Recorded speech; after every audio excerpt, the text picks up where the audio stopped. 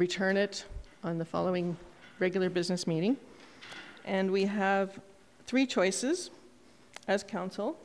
The first one is to review the process as requested by the delegation. The second is to accept the request for information. And the third is to direct administration to review the process and come back with either an evaluation or an alternative approach. And I'm leaning towards putting this item forward as a motion to accept the request as information. And part of my rationale is that we have gone through a process of educating the community in terms of our expectation that they do adhere to the bylaws of the community, and one of them is the short-term rental bylaw. We went through a process of educating, then we worked through a more rigorous process of providing a penalty for not adhering to the bylaw, and then we have had much greater compliance, and I think people are actually getting the message that there are some consequences to not adhering to the bylaw. So if anybody else would like to speak to the motion to accept the request as information. Looking to council. Anybody have something to say on the matter? Councillor Hillstad. Thank you, Deputy Mayor Sanford. I would agree with what you stated. We've gave an education period, and then we've gone to a stricter punishment period. But basically, if we continue to let people just have breaks on renting out their units, they're going to continue to rent it out until they're caught. Where with this, now they know if they get caught, they get a penalty. So, to me, I think we should accept it as information as well. Councillor Seeley. Yeah, I agree with that stance. Accepted as information.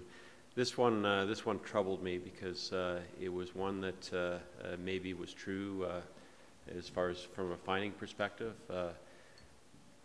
It seems like maybe just forgiving the fine would be in order, but there is a course of action. He can go to court to ask that to be forgiven, and I think that's something we want to do. We don't want to open the door, even though I don't think this would be opening the door. There is a process, so if the money, if he wants to have the money refunded, there's a way to do that, and a lot of work goes into this. So it is known that it's not acceptable to do that, and I think it's something that is working, but receiving his information, we can still work with it. Thanks. Thank you. Councillor Mara. Thank you, Deputy Mayor. I too will support the recommendation to request this to keep it as information because there is a process. There has been a lot of education out there, and there is the process to get his money back through the courts. If he truly has can provide proof that he did not know his information was online. And that is the process, so I will support the motion for information. Thank you. Councillor Comfort? Just to make it 5 for 5, 6 for 6. I also feel, we heard loud and clear from the public that we were seen as bluffing when we were talking about enforcing this, and they call for more enforcement. Now it's really clear that that's what's going to happen. If you contravene the bylaw, then you're going to, and you get caught, you're going to have to pay the fine. I look forward to the community conversation about short-term rentals. Maybe this isn't the right solution, the ultimate solution for solving that problem, but that will get us there. But in the meanwhile, this will do the job for those egregious examples. Thank you. So with that, I'd like to call the question on the motion to receive the request as information. Those in favor? Opposed? Motion carried unanimously. Moving on to F, bylaw approval, taxi bylaw amendment 2018-04 licensing examination. And we will call, up here, are we on here? Administration up to give a presentation on that.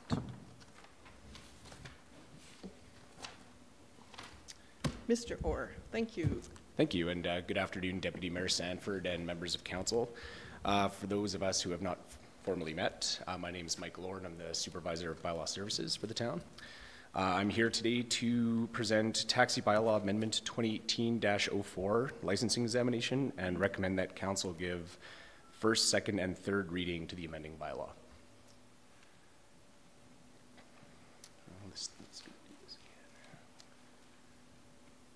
So for those who weren't here in 2016, a little background. We, on July 5th, 2016, Western Management Consultants made 14 recommendations to council in a taxi industry review, and this document was approved for planning purposes. Budget dollars were allocated in 2017 for a taxi online training program, and the program was completed by January 2018. We did industry engagement in July of 2017, and notified the taxi brokers and asked them to pass on to all their drivers what was going to be transpiring. And as recently as March 7th, we did another engagement, showed them a preview of what the bylaw changes were going to look like, and also provided them with a presentation on the taxi training program itself. So the online training program that we developed includes sections on, including and not limited to road safety, passenger safety, customer service, professionalism and conflict resolution, and vehicle for hire regulations.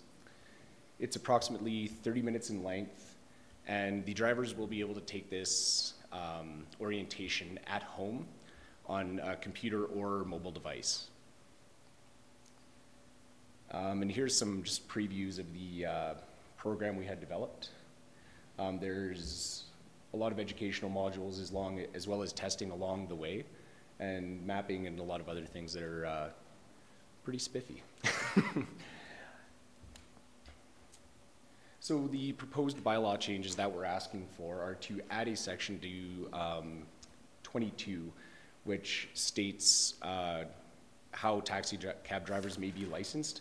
So we're recommending that we add section C, which states the applicant completes a written test in the form approved by a licensed inspector. Basically what this means is they have to pass a test in order to become a taxi driver. The other section that we're adding is to the authorities of the licensed inspector. This is just giving us the ability to develop the program, develop the testing, pass-fail criteria and processes internally in order to determine how they'll go about taking that test once they've completed the online orientation. It's also noteworthy that there's another small amendment fixing a minor error in the fee schedule of the bylaw as well. So we've developed operating guidelines internally for the testing component. It's going to be based on the online orientation and the taxi bylaw. During a taxi driver's tenure, they must take this once, and our plan is to phase it in. Once they have to do their renewal, they will have to do this, so we're not going to be bringing them all in at once and flooding it. And of course, any new driver applying will have to take the test as well. It's going to consist of 15 multiple choice questions, and the pass-fail criteria will be 80%, which is 12 out of the 15 questions. And if there is a fail, it can be taken 48 hours after the first attempt. The testing that we're going to be conducting at the office is also going to be included in their annual taxi licensing fee. As far as alternatives and financial impacts, an alternative is council could instead decide to utilize the online training tool as a mandatory orientation without including a testing component. It is our recommendation to include a testing component to ensure that the material has been reviewed and absorbed by the prospective drivers. And there are no significant financial impacts for this bylaw change. The testing will be included in their fee and is going to take place during hours where there's staff at our office who will be available to administer the testing to them. So at this point, I'm happy to field any questions you may have about the proposed bylaw change. So my first question is, I understood from earlier in your presentation that people could do this online. So the way we've designed it is there is an online orientation that they can do at home, and they go through the whole thing, and they can go through this module as many times as they want to make sure they get the information. And then when they come to our office, we will administer an exam. Using the online module to administer the test did have significant IT complications. Part of the login process, as like we talked with the company in IT, that was going to be too large for our website capacity. And we also wanted to prevent any sort of, I guess for lack of a better term, cheating. So we want people to do in a controlled environment. Okay, so there's two components to this. You can study online, you can learn the material online, but to take the test, that's part of the requirement as you come into the office? Correct. And then you have to pass by 80%. Yes. 12 out of 15 questions. Yeah. Okay. And I thought you mentioned that the test was complete in January? Sorry? The online orientation program was completed, yeah. Okay. And so when are you going to start the actual testing and delivery? As soon as this bylaw potentially comes into effect. Okay, well, you're waiting for us. That's good. Okay. We do have the website ready for activation. We have the standard operating guidelines in place, and the test is ready to go. So if approved, we're ready to roll. Perfect. Any other councillors have questions for Mr. Orr?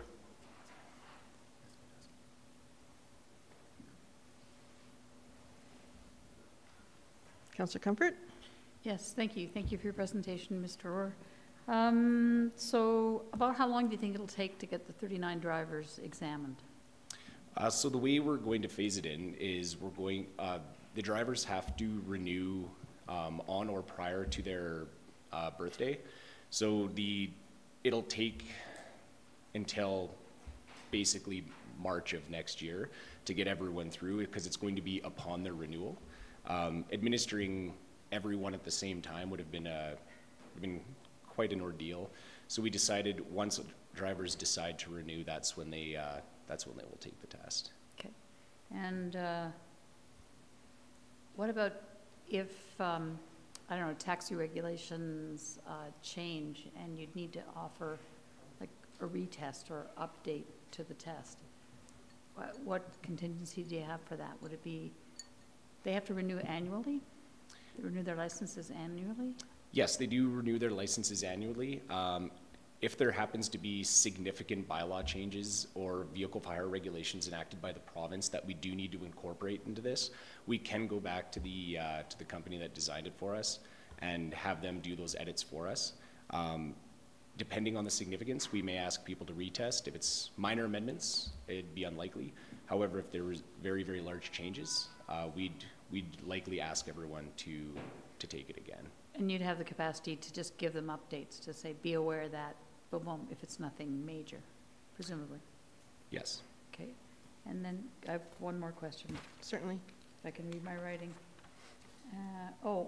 So once they've successfully passed the test, is there anything for the consumer to see, excuse me, in the cab ride, that this person has passed their, not just has a driver's license or a chauffeur's license, but has also passed the Canmore authority, blah, blah, blah? Not as of yet.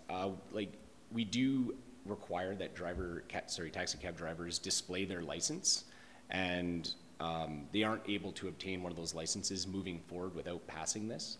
I might actually take that back and consider adding something to the display, though, because yeah, I just haven't taken a cab in a while, and I'm just wondering, is there something that says, do you have a complaint or a question, please contact, rather than the company, the taxi authority? It's funny you bring that up. We had a meeting very recently about some of the regulatory changes we'd like to make to the taxi industry, and that is pretty high on the list of the, I guess, low-hanging fruit. We'd actually want to put that into effect likely this year. So it's coming. So you'd come back with that as an amendment to the taxi bylaw, or? Yes. Okay, thank you. Would the taxi bylaw actually have to be amended to that, or would that does this wording give you some latitude to include that? In order to make them display their license, that is already in effect, so we could just change the appearance of the license ourselves as we design them and hand them out. As far as the complaint line piece, to make anything mandatory to be visible on a taxi, we do need minor amendments. But yes, for making the testing component mandatory to make visible, we can just add that to the license, and then it is already there. So. Yeah, I think it would also be nice to let the community know that these people have taken some hospitality training as part of their as part of the taxi trainings to show that we are doing something in the community along those lines. So absolutely. Councillor Seeley. Mr. Orr, have you had any response from the taxi industry on this? I think these are pretty important tools. It adds to the visitor experience and rider experience. So tools moving forward should really help them. Have you had any response from the industry? Yeah, well, we did, as I said, we've done 2 meetings with them. The first meeting that we did in July of 2017, they seemed very keen to provide feedback on the content of the orientation. I provided them with materials they could review and my card, and unfortunately I wasn't provided with any material. Our meeting very recently, there was a definite feel of support.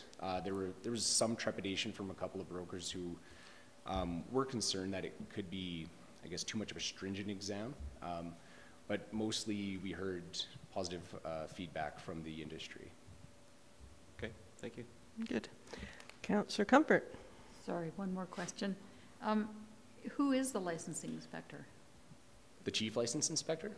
It says established by the licensing inspector, that title is referred to.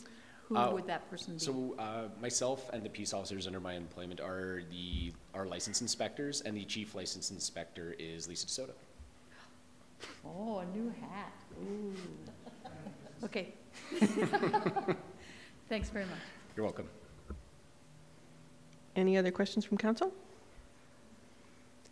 Seeing none, thank you, Mr. Orr, for your presentation.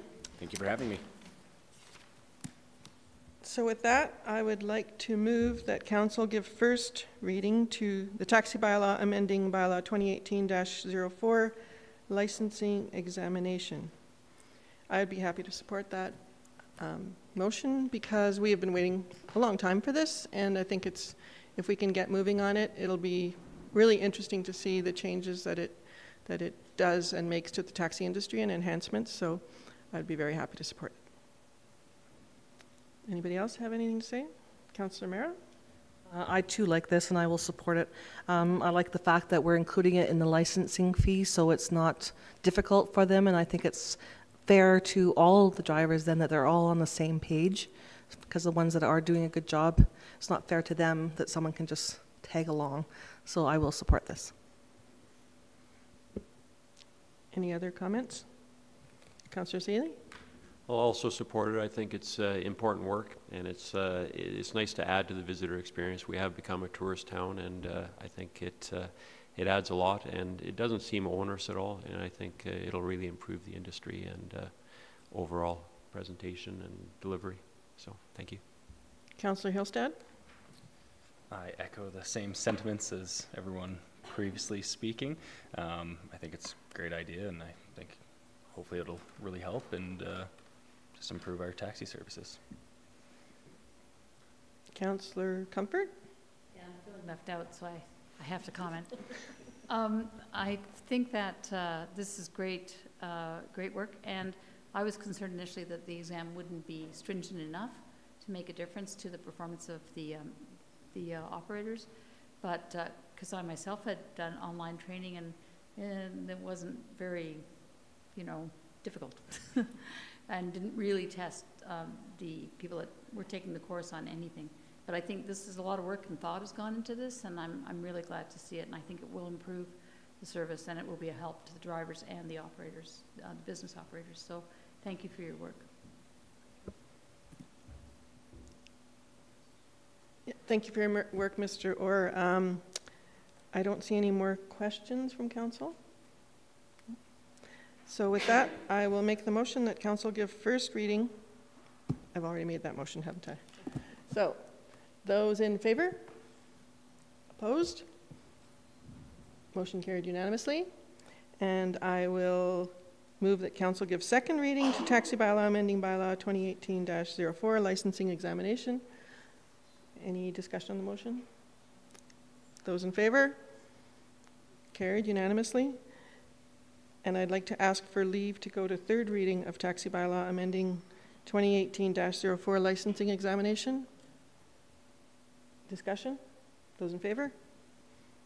Carried unanimously. And we will go to, I'll ask for third reading to taxi bylaw amending bylaw 2018-04 licensing examination. Those in favor? Opposed? None? Carried unanimously. Thank you for all that, and we hope to see this out in the community soon. And with that, we'll go to the next item on the agenda, F2, Bylaw 2017-36, 2017 Land Use Bylaw Update from Mr. Prevost.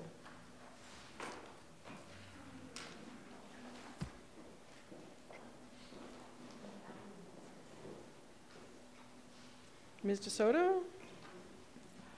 Yes, we're just running a little ahead of schedule, so we'll just wait for interpretive dance here for Mr. Prevost to arrive. He had asked to make some changes to the bylaw, so would you like to table this and do it later?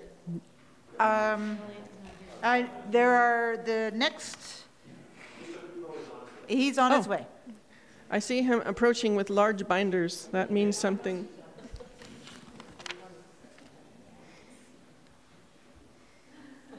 We're good now. Thank you.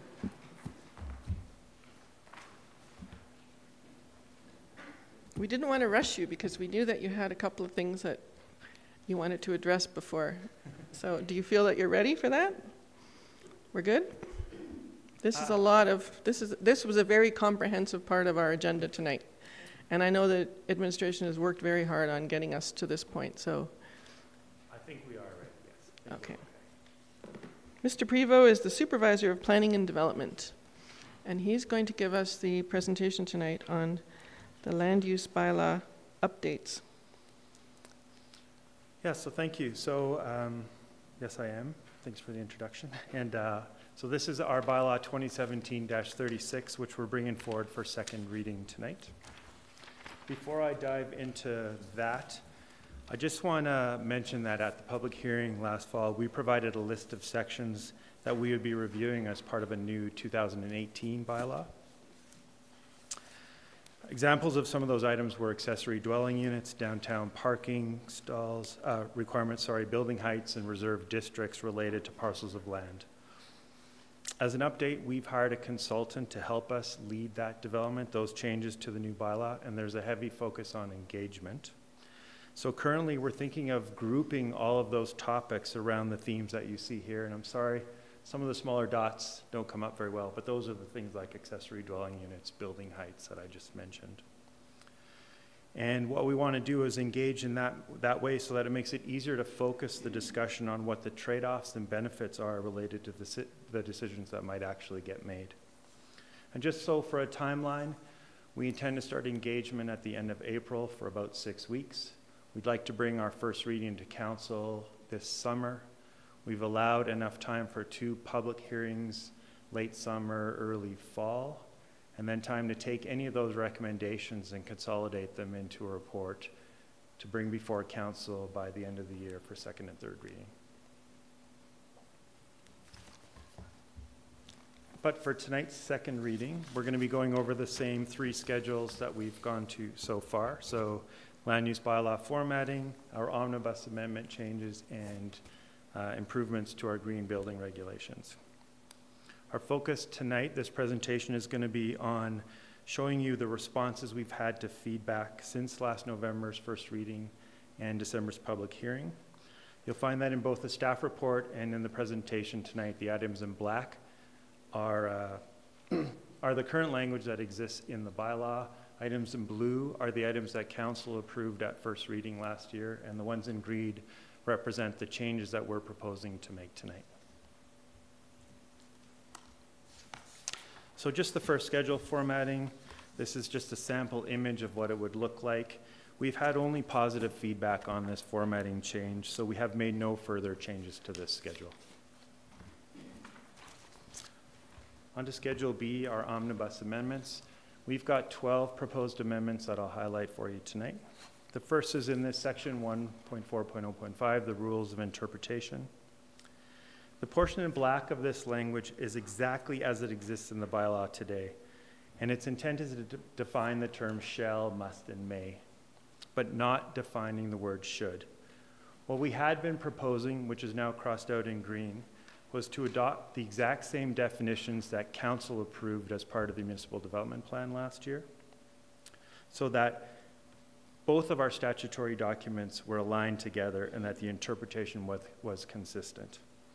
What we heard from industry and the public, and what we agree with, is that we haven't sufficiently reviewed how these updated definitions will impact the development language in the bylaw, and that a more fulsome engagement is necessary before we suggest that amendment. We agree with that, and therefore we're proposing a return to the original language until we're able to engage these amendments as part of the 2018 bylaw update. In this section, we want to increase the notification period for posting a development permit decision and for appealing that decision from 14 to 21 days. This is a direct response to changes the province has made to the Municipal Government Act, which requires the longer time frame. And we're also just making it clear that the applicant is responsible for posting the notice of decision on the site, which is consistent with the current practice that we use in the town. In section 1.16.6.5, part of the earlier amendments that were approved made it clear what documents administration could require to help us review applications to redistrict a property. In addition to those that were approved at first reading, we're asking to add undermining risk assessments to that list. While likely they could have fallen under section F, other such information, given the amount of undermined land that's available for development in Canmore, we wanted to make it clear to those who aren't familiar with development here that the undermining risk would need to be identified and mitigated. In this section, we simply were concerned that the language might be interpreted as applying distance and not necessarily orientation. So we've just added the word designations.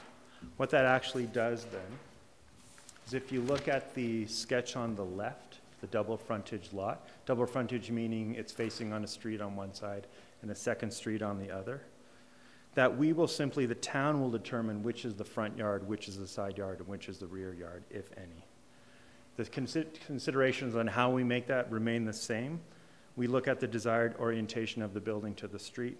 We look at the primary flow of traffic, and we look at what accesses are available to that site. At first reading, council approved allowing wheelchair ramps to encroach into into all yard setbacks, intended to provide a greater opportunity for the ramps to be located in areas that best meet the needs of the user. We want to add one additional condition that will require the portion of the ramp that extends into the setback to be constructed of non-combustible materials. That's consistent with fire code requirements around ensuring that yard encroachments don't pose a hazard to adjacent properties. The largest volume of amendments that we're asking for tonight are related to this section 428, fire smart requirements.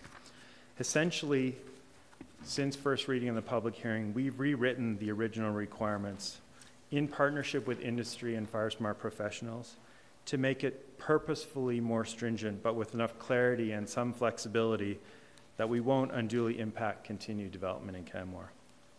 And we think we've simplified it into 6 steps. The first 3 steps I'll go over here. They apply to all development in the town. The last 3 steps are layers of mitigation that increase the closer that a development gets to the wildfire risk. So starting with the first requirement, it really just says that this wildfire behavior potential map for the town of Canmore will be what we use to determine the level of risk to any proposed development or redevelopment. And what we're really concerned about is any area zoned high or extreme, which is anything orange or red. In particular, the focus of our requirements are looking at the way fire spreads by way of radiant heat, which is primarily a function of proximity to a fire, and to the risk of spotting, which refers to windborne embers that can spread fire haphazardly throughout the town. The second requirement really just identifies 2 documents to help developers guide their projects in Canmore. The first is this Fire Smart Guide, which was prepared in Canada and is quite heavily focused on the province of Alberta. Amongst other things, it references building materials, construction practices, and vegetation management strategies that have proven successful in other communities. And the second is California's Wildlife-Urban Interface listings, which outlines a list of products that meet a minimum requirement for resistance to fire. What's important about these documents is they include products that are available in Canada and that they should allow design decisions that we currently see happening in Canmore to continue without any, hopefully with little interruption at all.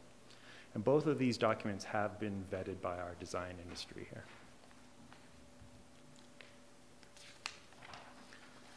The third requirement is that all new developments in Canmore that require a subdivision application will be required to include a fire smart risk assessment. That all the recommendations of that wildfire assessment be incorporated into the ensuing development, and that all roofs in Canmore shall be constructed with material that meets a minimum Class B fire rating. We've worked with industry on that. Virtually all roofing that you see going on in Canmore will be able to continue. There's some very small exceptions, but we anticipate, like what's happened in other jurisdictions, as those roofing materials will eventually be able to meet the Class B fire rating. So these next 3 requirements are the layered approach that bases the mitigations on the proximity to the area zoned high or extreme. The first layer requires that within 500 meters, developments will also have to satisfy vegetation management strategies that are in that Fire Smart Guide I talked about. They include requirements to remove hazards that are in close proximity to a building, to choose fire-resistant vegetation and trees, and to maintain a program of caring for that vegetation that ensures it doesn't ultimately grow to become a fire hazard. The second says that within 100 meters of higher extreme zones, in addition to that vegetation management strategy, all decks, porches, and balconies shall be built with fire-smart materials. And the third says that within 50 meters, all exterior building materials, regardless of the orientation to the risk, will be constructed of fire-resistant materials. Now, the way development is laid out in Canmore, this will mostly apply only to the side, to houses on the side of the street that back onto the forested development areas. Developments that are across the street will most likely be more than 50 meters away, and this requirement will not apply. We've made 2 changes to overland flow districts. We're requesting 2 changes to overland flow districts. The first is simply clarifying the language to ensure that only permitted and discretionary uses that are listed in relevant districts are the ones that are allowed in the areas subject to overland flows during high water events.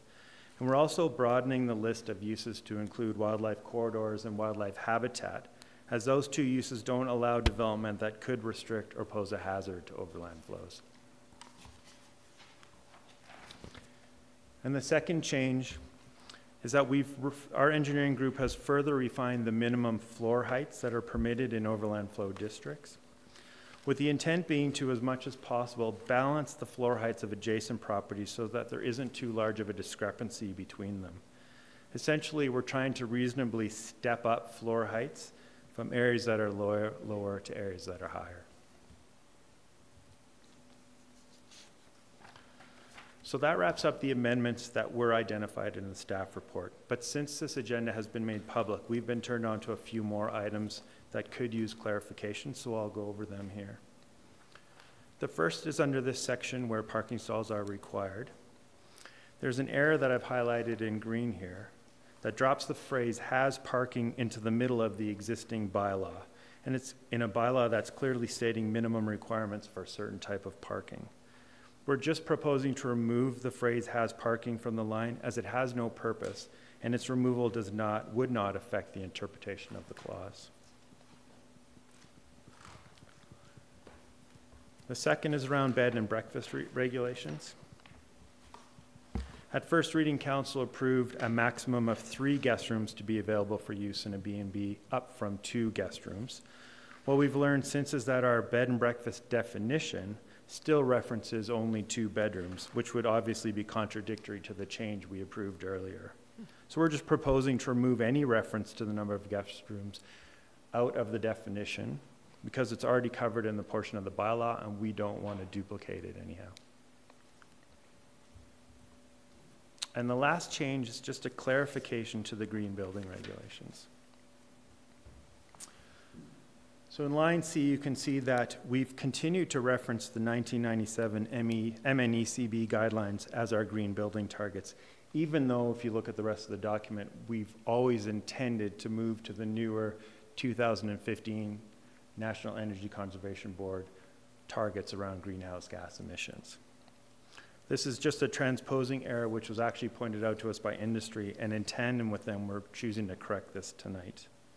And while we're making that change, it was also noticed that in line D, the agreed upon incentive was to be both a 30% reduction in the development security plus the opportunity for additional variances to be granted in areas like building height, yard setbacks, lot coverages, etc. We've added this new phrase, a reduction of 30% of development security plus, just to reflect that our intent is explicit in this regulation. Now, throughout the process of adopting these changes in the bylaw and the new format, we expect that we're going to find some grammatical errors, some duplicate clauses, and possibly some inconsistencies. We intend to bring those back to council for clarification as we find them, hopefully just one grouping of them all together. Yes. I think overall what we've heard from the public is some positive feedback regarding the changes that we're proposing here. And the amendments we're bringing forward tonight are really just an effort to learn from that feedback and make further improvements to the bylaw.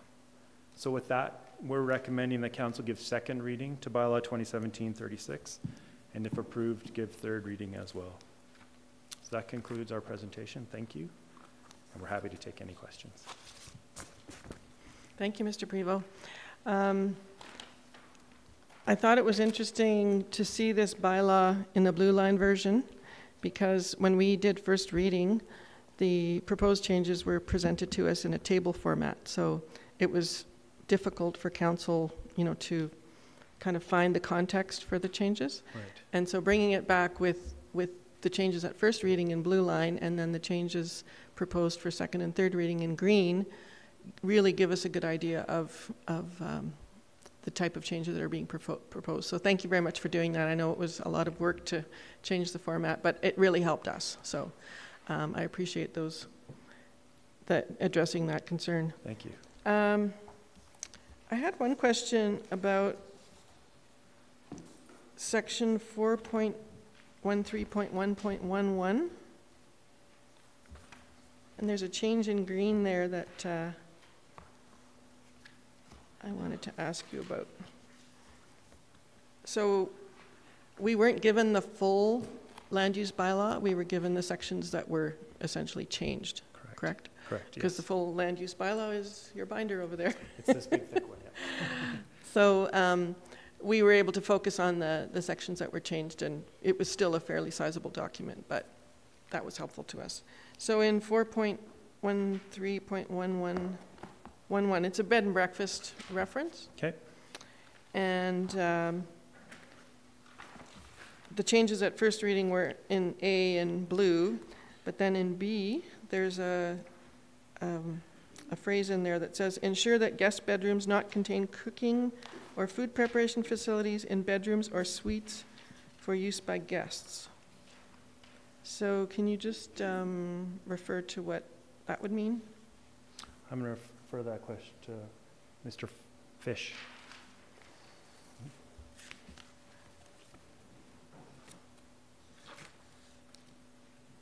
Sorry, I'm just catching up to the specific location. It's 4.13.1.11. Yes. 413.11. 413.111. And your question was regarding the addition in green regarding the suites? Right. Yeah, so it is possible to operate a bed and breakfast in a secondary suite type situation. So the intent is for a bed and breakfast where the meal is provided as part of the principal dwelling unit. So it's not intended to have separate cooking facilities in it.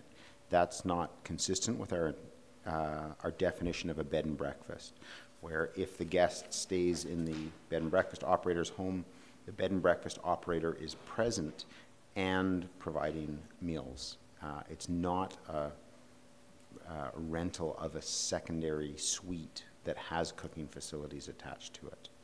On a short-term basis, like as a That's B&B. correct, yes. But isn't that part of the bed and breakfast bylaw anyway, that you have to provide services for your guests? That is, we're just trying to provide some additional clarity here, the inclusion of where a bed and breakfast were in a sort of secondary suite type arrangement. It would need to be such that there would be no cooking facilities associated with the bed and breakfast. Okay. So we're trying to get people not to turn their secondary suites into bed and breakfast? Is that the direction we're going with that? That's correct. I mean, that's a different use, I guess, if you turn a secondary suite into a freestanding short-term accommodation unit, and that's not currently what's allowed in the bylaw. Okay, and so this bylaw amendment is including the... It just brings a little more clarity to that issue. I think essentially it prevents the flip-flopping from bed and breakfast to secondary suite back to at the owner's behest. Right. In order to do that officially, you'd have to do it as a use change, and that would be through us. Okay, and so when somebody applies for that bed and breakfast permit, the location is inspected, and then this is something they're going to be looking for. If there's cooking facilities, that's correct. Then that changes it. Then it changes the use. Yes. Okay. Yeah, it's a really small change in here, but I think it's significant. So I think it's a significant thing to discuss. Any other questions on the land use bylaw? Councillor Hillstad? Thank you for your presentation. Can you just go into how, with the roofs being Class B now, how we'll actually enforce that around town? Because if you have an outside roofer that's coming from Calgary doing someone's house and they don't know, and they throw Class C on there, is there anything we can really do about it? Right. I think that's a good question. And I think for clarity, everyone should understand if there's a Class C roof on there right now, until it gets changed, it's grandfathered. So there's no need to rush out and change it. That'll happen over time, that'll evolve. As we educate on the requirements, like any other requirement in the bylaw or in the fire code, we're comfortable that local suppliers and installers will understand the requirement and will not be installing Class C or worse roofs on. For those that come from outside and don't understand it, that's a risk that exists currently under the bylaw. The bylaw currently requires a Class C, but I suppose if somebody wasn't aware or someone chose to ignore that requirement, they could right now. There's no inspection process for it. Ultimately, though, people are governed by a whole subset of laws as well, like tort law, which doesn't allow us to make choices for ourselves that negatively affect others. And I think under those situations, hopefully we get full compliance. If not, we're expecting to get very close to full compliance. Yeah. Thank you. And one other one, just as you stated earlier, just that there will be some redundancies here and there. I think section 4.10.1.2 through section 4.10.1.5 basically appears to be the same as section 4.10.1.1 A through F, just before the changes happen. So the A through F have the blue line changes, but the other section is just a different order of that section, but without the changes. So that's just something to look at later. Yes. In instances where we have duplicated, that will be some of the ones we bring forward. Yes, thank you for pointing those out. So we don't need to make an amendment at this reading? We can make an amendment to make those changes now. if you think it's appropriate, or, because they're repeated, right? Yeah, like, it's just they're in a slightly different Like order, for but they this basically one say the same. Is repeated here. Some are repeated, yes, we agree. I think what we're gonna find though, as we convert these into the new format and make these changes, we'll find more than just one. So perhaps it's better for us to bring back a lump of them to council soon after we do that in the next, say, month, Okay. and ask for clarification at that time. I haven't read it that carefully to determine if there's any nuances in there, so, but Councillor Hillstead has, so. But if you're going to be doing some more amendments, then maybe that's one part to flag. It doesn't change anything at this point in time to have it in there twice, I guess. Exactly, I'm noting the word is identical, the wording is identical, so the intent would always be interpreted the same way, yes. Okay. Just to Councillor Hillstead's point, if you're doing a roof, don't you have to get a building permit? In some instant, a new development, yes, you're allowed to change your roof though, if you're just repairing what exists on there right now, not in all instances. Yes. So that's the point where somebody could put the wrong roofing material that doesn't conform to this bylaw? That is correct, yes. Okay. And if people are from outside the community, then they wouldn't know that. And the homeowner might not know that either, right? That is correct. And that's why our education program will have to identify this as a change, as are all of the Fire Smart requirements. And that'll take a little bit of time to implement, but yes. Okay. Councillor Comfort. Yes. Thank you, Deputy Mayor Sanford. I had a question about, also about grandfathering roofs. So there were roofs that were done some time ago, even as long ago as 30, 40 years ago. I think our shed roof might be that long. It's gone now. But there was also subdivisions in Canmore that required a certain type of roofing to conform with the developer's vision of that development. And sometimes those were not Fire Smart materials. Do we let them know about that if they're still existing? Is there any sort of post-inspection if we know about those, those things that happened so long ago? We don't have a formal program for that, but I think it's good to make note that we should be checking those districts that we know of to make sure that they should be updated with the same requirement, yes. As they are built right now, however, in a similar way, they would be grandfathered. They're grandfathered. Yes. Yeah. Okay, and then I have another question with your permission, Your Worship. Certainly.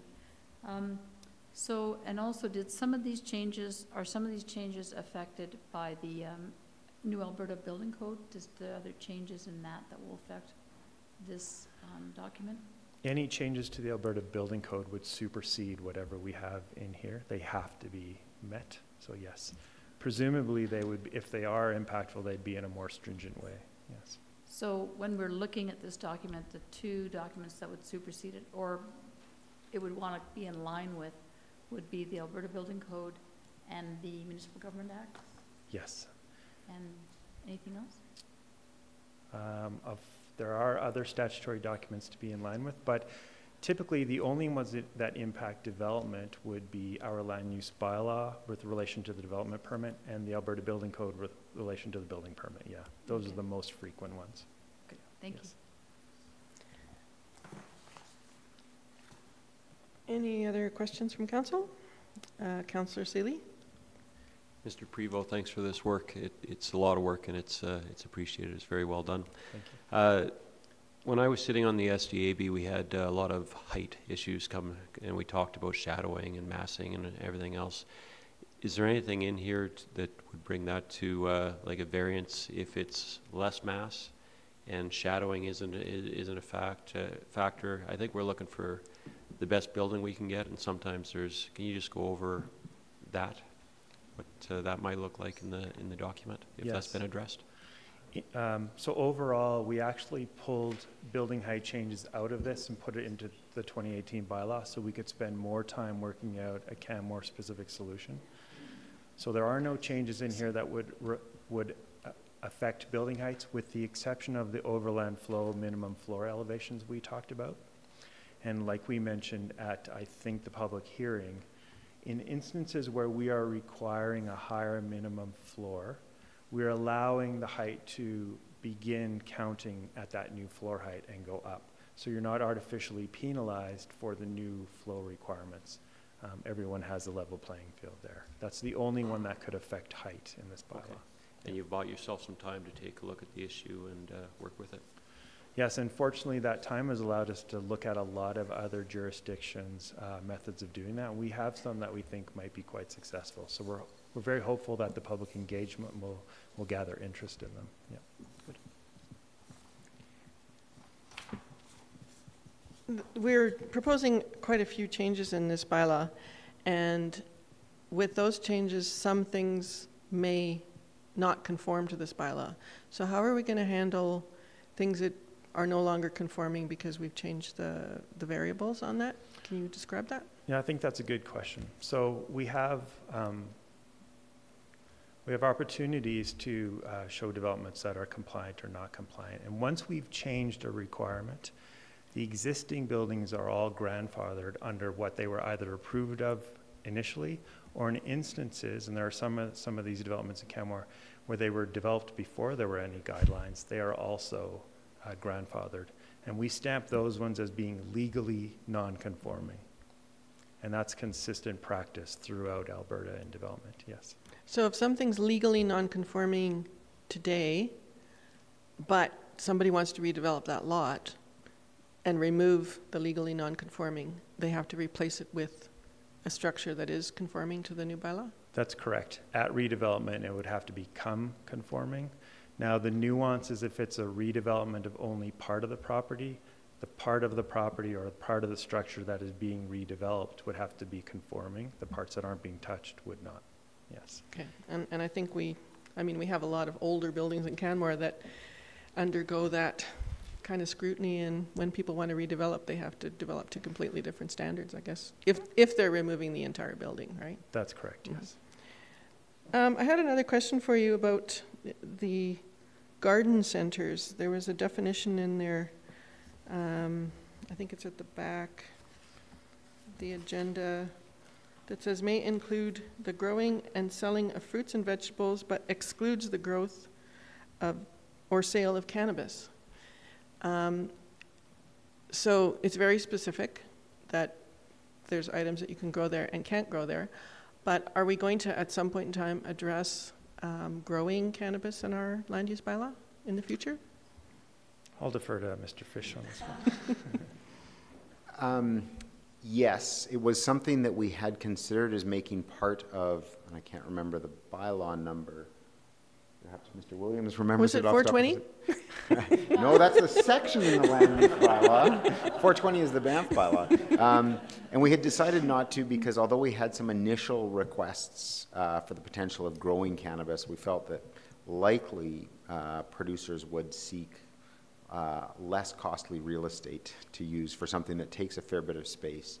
Of course, since that time, we have had at least one more request about it. So it's not considered at this point, but we would need to give some thought primarily around security is usually the number one issue that comes up around cannabis growing facilities. Well, I think it's also economy of scale. I mean, the space that's required and then the amount of infrastructure with security and all the things that go along with regulating it, because there's a lot of regulatory factors in the growing of cannabis. Right. So that's something that we will address at some point in time? Perhaps, yes. Okay. It's not in the plan right now, but it's something that we could include in the 2018 land use bylaw update. But I just want to be clear, it's not being considered right now the cannabis retail sale cannabis retail bylaw. It's just separate bylaw. That's the one with the public hearing on April 10th, but it's not part of that right now. Okay. Last night on CTV News, they announced that they were, I don't know if they were approving or recommending that cannabis could be grown in 200 square feet and it would fit between the blue lines of a hockey arena. So I'm not sure why they came up with something like that, but most Canadians would understand that, I guess, is what's between the blue lines. So I just wanted to clarify that, and because that was a green change that came up. Any other questions from council for Mr. Prevost or Mr. Fish? And sorry, just on that, I was neglectful and I didn't comment on that. We just recognized that there was no opportunity in our land use bylaw to actually grow and sell fruits and vegetables. So we just wanted to ensure that it was included in here, yes. Okay. Could I just provide an update on the parking confusion in the bylaw? So, my apologies, we have gone through this with a fine-tooth comb, but this seems to be an editorial slip. So, currently, in the bylaw, section 410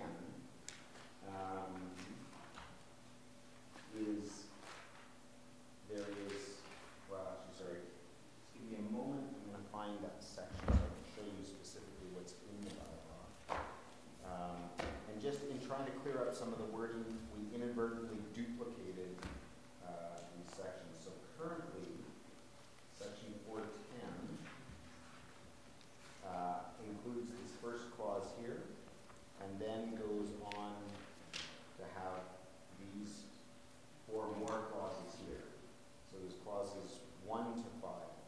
What happened in the editing here, unfortunately we ended up duplicating those, as council pointed out.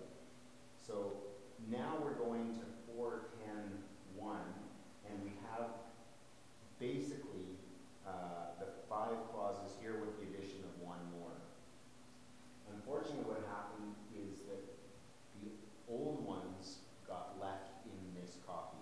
So this one is actually what is now B, this one is now E, this one is now C, and this one is D. So what we would like to do is strike these ones from the bylaw as presented. So if council agrees to that, it would be approving the elimination of those clauses which are duplicated here. Councillor Hillstead could bring forward an amendment just to delete. So they would be deleted from the bylaw. So reference the point 10, point 1, point 2 through 410.1.5 inclusive. That was a good catch. I didn't read all the black sections of the bylaw because those were that had changes, so yeah. Fortunately he did.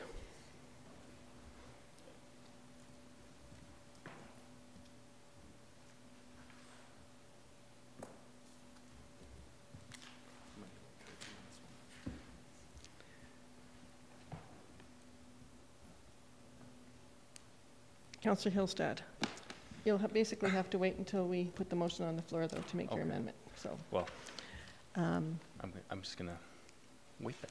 Yeah. Okay. Perfect.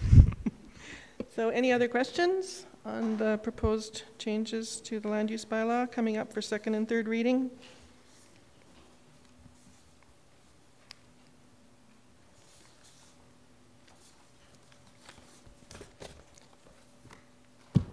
I don't see any more questions, so thank you very much for your presentation. Thank you.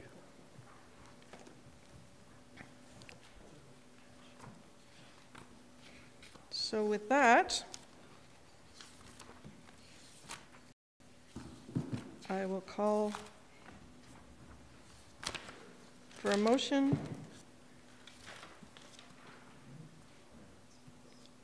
Councillor Hillstead's writing out his first bylaw amendment of his career on council. That's the most important one, is the first one.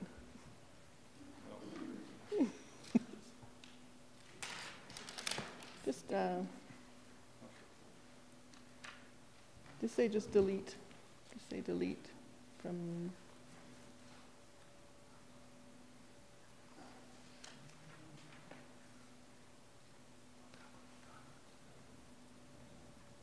Ms. DeSoto?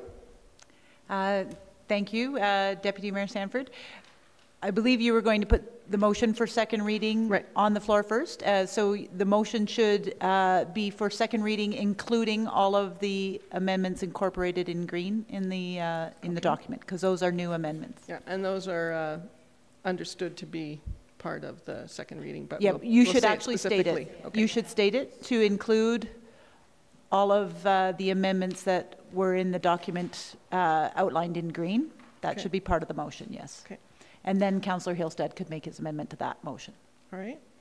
So I will put a motion on the floor to give second reading to bylaw 2017-36, 2017 land use bylaw update with the amendments proposed in green from administration. Any discussion on that motion? I believe, absolutely. Councillor Hillstead? I'd just like to add a motion to delete section 4.10.1.2 through section 4.10.1.5 from the land use bylaw as it is And redundant. that's an amendment to what I just read out. Yes. So add that amendment to what was presented by administration? Okay. All in favor of that amendment? Opposed? Motion's carried. Going back to the main motion to give second reading, I'd be happy to support this motion because it's in line with the kind of changes that we were hoping to see in the land use bylaw. I think they've done a really good job of addressing things like the double fronted lots. And there's been significant work on the WildSmart layering away from the urban fire interface. I think that's important that that was addressed because that was something we heard at public hearing. And I think the language is improved, and I think there's more clarity in the land use bylaw the way it is. I know that there will be some more changes coming, as you showed on your first slide, that you're going to be looking at addressing specific sections of the land use bylaw, and this brings it to a point where I think there's more clarity, and then we can move forward. So I'd be happy to support second reading. Councillor Comfort? I also will support second reading and applaud the very large consultation process and stakeholder engagement process that will take place through the balance of 2018, and I suspect possibly into 2019, because that's often the way these things go. But I'm really glad to see that being given more than just a nod, and it's a very, I want to say sticky. I don't know, but it's good. Yeah. So thank you. Councillor Hillstead? I will also support the motion after reading through this a lot. All the changes seem to make sense, and yeah, good job done. Thank you. Any other discussion on the motion? I'll call the question. Those in favor? Opposed? Carried unanimously. And with that, I will go to third reading to bylaw 2017-36, 2017 land use bylaw update. Sorry? Sorry, could I just clarify that Councillor Hillstead's amendments were incorporated? Yes, we voted Okay. on them. Is there Great. anything else that you? Sorry, I missed that. Okay. Because we haven't done third reading yet, so Yes, you can exactly. So we amend just- third reading if you. Earlier, Deputy Mayor Sanford raised a question about one other sort of grammatical error that we thought we had addressed, but we actually had not. That I very confidently said I had, and we recognize that I have not. I thought I read it because you put it up on the board. So, so the changes in this case, so blue is what was approved at first reading, green is what had been proposed by administration at second, well, and approved at second reading. The three red words and the one green deletion was what Deputy Mayor Sanford had proposed to clean up the grammatical slip-ups there. Yeah. Yes, sorry. I thought Mr. Prevost showed us a slide with that, or something similar to it. It wasn't exactly the wording that I proposed, but. It's 1.9.3.2. thought you showed us a slide with some of those changes on it, but not exactly, okay. The slide included the green part, the applicant shall. It missed the red, has, the red require, and the red to. Oh. Okay, So without these changes, it would read basically permitted use in which a variance being granted, and development authority shall provide a notice, and the applicant shall post the notice, but instead this is talking about what the development authority shall do, and they shall require the applicant to post a right. notice. I think that's where the Yes. slight nuance was it was the development authority doing something? So thank you for catching Okay, that. I thought we had caught that, but it was actually a different piece that we had caught. okay. So I've called for third reading on that bylaw with amendments proposed by administration. So I think procedurally, so you had made the motion for third reading, and I think now the opportunity would be to amend the proposed motion Right. as presented. So And then it would require a vote on that first, Okay. and then Sure. third reading. And what was the section number on that one? 1.9.3.2. Okay. So I would like to propose that we amend the bylaw to include the wording in 1.9.3.2. I think Ms. Hyde has. And the green changes by administration. And the previous change by Councillor Hillstead. No, we've already voted on that one. We've already voted on that one. Okay. So with that, I'll call the question. Those in favor? Opposed? Motion carried unanimously. Thank you very much. I think we're complete then. Oh, right. That was for the amendment. Okay. Then I will call the motion for third reading on the bylaw 2017-36, 2017 land use bylaw update, including the changes in green by administration. Those in favor? Opposed? Motion carried unanimously. So we can move forward with that now. Thank you. Thank you.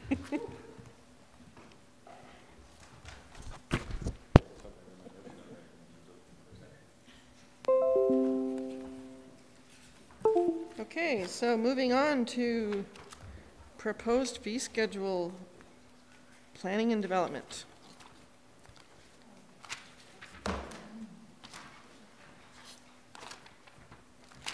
And Mr. Williams,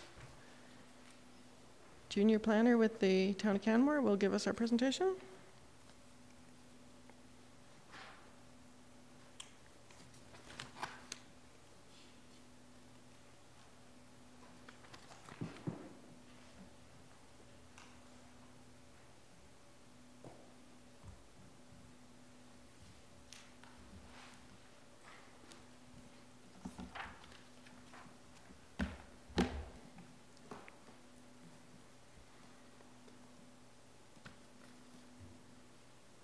All set? All ready to go. Great. Good evening, Deputy Mayor Stanford and members of Town Council. As alluded to, my name is Richard and I'm a junior planner here at the Town of Canmore. Today I'll provide an overview and recommend that Council adopts the proposed 2018 Planning and Development fee schedule. Just to give you a current status of our fee schedule here in the town, it was approved in the 2018 budget deliberations on the 6th of December 2016. And so then you might ask, why are we here today? We chose to do a comprehensive review of our fee schedule over the last few months to provide clarity to applicants and to administration within. It's sought to consolidate the fee schedule, the round to whole numbers, and incorporate GST where applicable. The headings are rationalised. They more directly relate to the fees below, and the categories and fee calculations are more specified in the proposed schedule than the existing. We also sought to remove the reference to miscellaneous and any duplications contained within. Consideration was also the change in the cost of living allowance, which was incorporated where appropriate. Just to give you an understanding of the fee schedule as it looks today, it's relatively plain, and it doesn't really give you a lot of direction. You've got to really work for the fee that you're looking for, and you'll note that miscellaneous, just on this page alone, is referenced 3 times. And here's the new format. This is just the first half of the fee schedule itself, but you'll notice that it's just in a different format. It's hopefully easier to read, more specific, and the headings there relate to the fees below. And we're just going to run through some specific changes that we've made to the schedule as an overview. The planning review, the planning request fee that the general members of the public would require to pay to access the files that we have here at the town. We're looking at changing that and splitting it between residential and non-residential. The residential is set to change from $79.94 to an even $50, and the non-residential change from $79.94 to an even $100. And that's just representative of the size of the file and how much work goes into locating all those documents that go along with each property. So that's just a research fee rather than any other service. We're also looking at introducing a pre-application fee. It's common in a lot of municipalities to have an opportunity to meet with the wide sections or departments within the town to understand a specific project, and it's a multidisciplinary meeting, and we've set that fee at $500. And that operating procedure or standard operating is still under development, so we're not looking at applying that fee directly tomorrow. We're just developing how to apply that in the next coming months before we open that up to applicants to apply for that service. We're also looking at amending the development registration fee. At the moment, to register a development agreement with land titles that goes on the property itself, all applicants are subject to 106.58, regardless of the size of the development. So we're looking at splitting that up between the residential townhouse or smaller developments. That's meant to stay approximately the same, 106.58, changing to 110. The larger developments, apartment buildings and non-residential, are looking at changing from 106.58 to 220. And that's just representative of the time. In a non-residential apartment building, it's a lot more complex in terms of the values that we're assigning in that development agreement, and we would like the opportunity for a senior manager or supervisor to have oversight to that, and the change in fees sought to represent that additional time that goes into preparing that document. We're also looking at changing the single family and duplex development permit fee. So most single families and duplexes within the town do not require a development permit to proceed. They can go straight to building permit. But where that is a requirement, say an applicant is requesting a variance in the town, we will be looking at slightly changing how those fees are calculated. And the examples here would change it from $370.48 currently to $450, and a duplex is $370.48, the same as a single family, to $600. And that's in the situation where the variance is really needing administrative time to review and consider and go through the process, and those fees are considered representative of our time. We're also looking at changing the variances. So there is one variance fee at the moment at $335, and we're looking at just splitting the difference between where our discretion is limited in Section 1 of the Land Use Bylaw and where it is not. And so often we find the variance fee is higher than the application fee for some of those applicants, especially when it's not,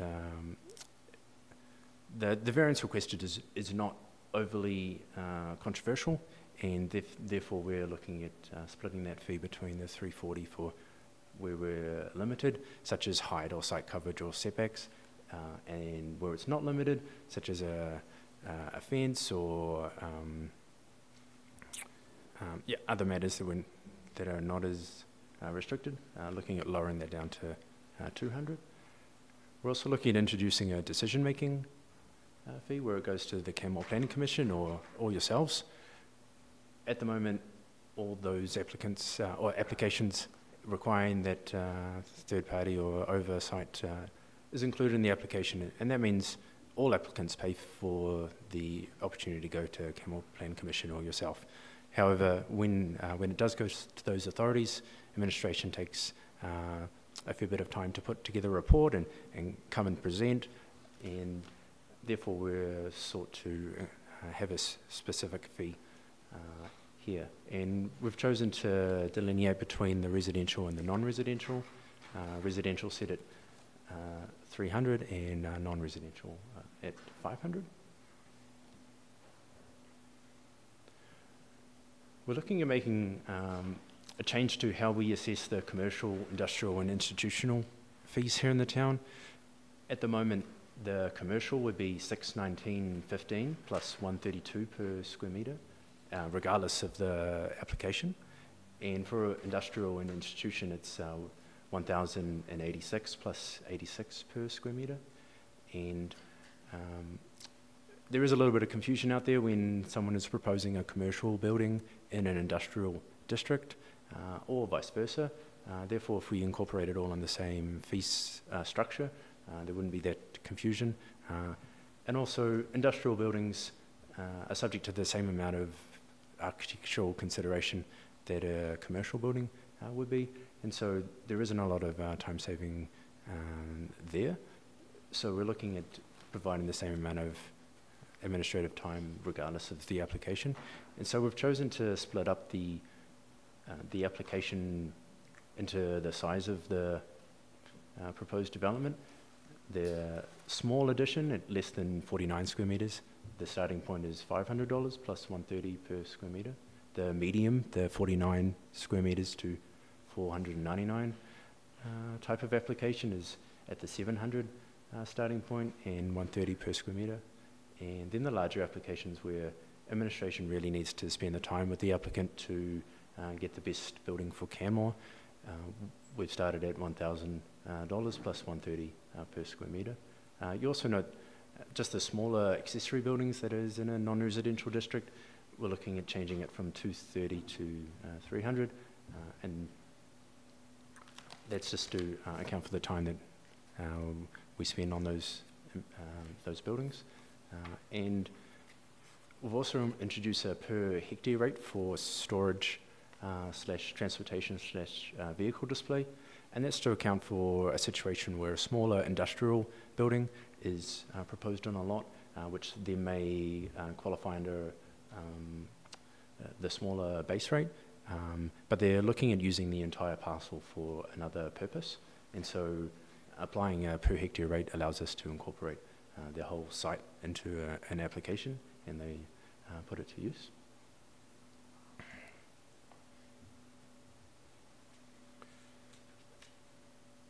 We're just looking at changing the accessory development or in-street patio fees here in the town. So these are for the commercial options.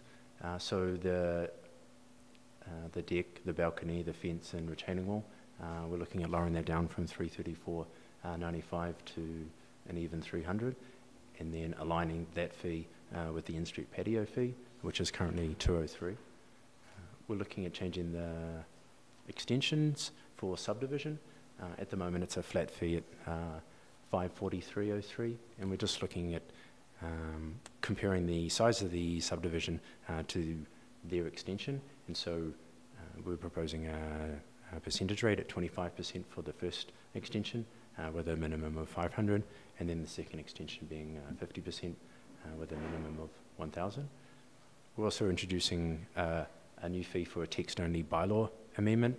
At the moment, if you're looking at just rewording a section of the bylaw that you're specifically interested in, it would be at the 3,000 starting point with a $568.40 per hectare. We're just looking at lowering that down to a more reasonable 2,100, just in compensation for the amount of work that's required for that small amendment that's brought forward privately. And here's some demolition changes. So at the moment for demolition, we have two fees. One is the waste diverted, and the one is the no waste diverted. And that's regardless of the size of the demolition. And so we felt it important to create a per square metre rate there, and that enables people to see how much our fee would be and hopefully motivate choosing the waste diversion option. So the waste diverted is capped at 200 versus the non-waste diverted is capped at 5,000. We've also further specified the review fee within the building permit fee schedule. We've chosen to select a short option for some of those minor ones that doesn't require the full review at $76.13, and now proposing a $30 fee in that instance. The more standard options are just changed to $80, and a comprehensive option is there where those single family homes and duplexes that do not require a development permit and go straight to building permit. We want to make sure that everything is in alignment there, and we've just chosen to do a $120 fee in that instance. And that's the same for those large construction projects over 499 square metres. The $120 fee is there for us to comprehensively review their development permit against their building permit and make sure everything lines up correctly. We've also chosen to change the post-building permit issue fee for the safety code officer. At the moment it's 50% of the building permit fee, and some of those building permit fees are quite large, which means a lot of the applicants incur a large cost in that situation where they amend the building permit. We've chosen to come down to 15% of that building permit fee with a minimum of $150. And just here's some examples that was provided in the report, but it just gives you some context about how things will change in specific situations. The duplex there will change from 370 to 48, and 370/48 to 600, and again note that the development permit is usually not required for those duplexes. The townhouses, relatively comparable to 2,360, 32 to 2,440. The apartments, the same, comparable. There is a change there with the large commercial building, currently 1543, 15, and now it would be 1910, and if required in that instance, needing to go to the Canmore Planning Commission, there would be an additional $500 fee for that appearance at that authority. Industrial building and those numbers there presented are relatively the same, and that's including the per hectare rate. Those small additions to an industrial building at 40 square metres, it would see the application fee halved, and that would be the same for an industrial application. A change of use in this situation is relatively the same. The demolition of a regular house, a slight change from 517.65 to 550. The real large change for demolition there is the large commercial building, and in this instance a 2,000 square metre building would change from 517.65 to 4,000. And again, I would note that there is an option there for the applicant to select the waste diverted, and that's kept at 200. And I'd just like to bring in your attention to, we're looking at reintroducing a 2017 fee that's currently in the schedule, but it was not circulated in the council report, and that's the amendment to the development permit fee. We felt it was important to reinstate it, as it's a good option for developers who are needing to change their plans, but they didn't anticipate it when they obtained the development permit. And so we're looking at introducing just the same fee that's currently there, but incorporated into the proposed as presented fee schedule. So the minor amendment fee post-decision at $76.13, we're looking at doing an even $80 in that situation. And the major is 50% of original, and we're looking at doing the same here, continuing this year. There's one more clarification required. So in the non-residential development permit for an internal, external renovation repair fee, I referenced the ability to waive the per metre fee at $50 per metre of frontage when it's aligned with, when it's consistent with Section 9. However, with any changes that come forward this year with the numbering, I felt it was important to just include the title of that section, so the section itself does not influence the fee schedule. So I've just included the wording community architectural and urban design standards.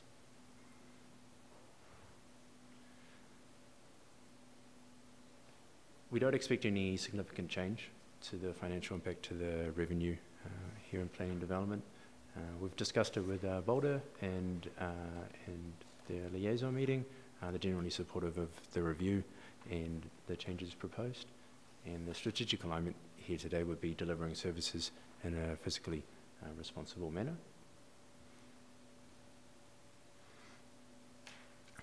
And with that, we recommend that Council adopt the 2018 Master Fee Schedule, Planning and Development, as presented. And that concludes my presentation this evening. I'm happy to answer any questions. Thank you, Mr. Williams. I had one question for you about the diversion of, the demolition fee. And can you just go back to that slide? Yes. I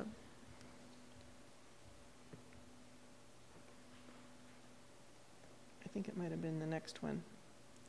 The next slide? Sure. With the diversion. Oh, demolition is here. Okay. In the so top. You had a fee where it was capped out at $200? Yes, so just in the third column, it says BP fee minimum at 100 and maximum 200. No, sorry, I think it was a demolition. Sorry, I think you skipped it. You're just going too fast. Oh. I think it was the slide right after that one. That one, okay. So you've got a 200 square meter building, that's a very large building, right? 200 square meters? Correct. But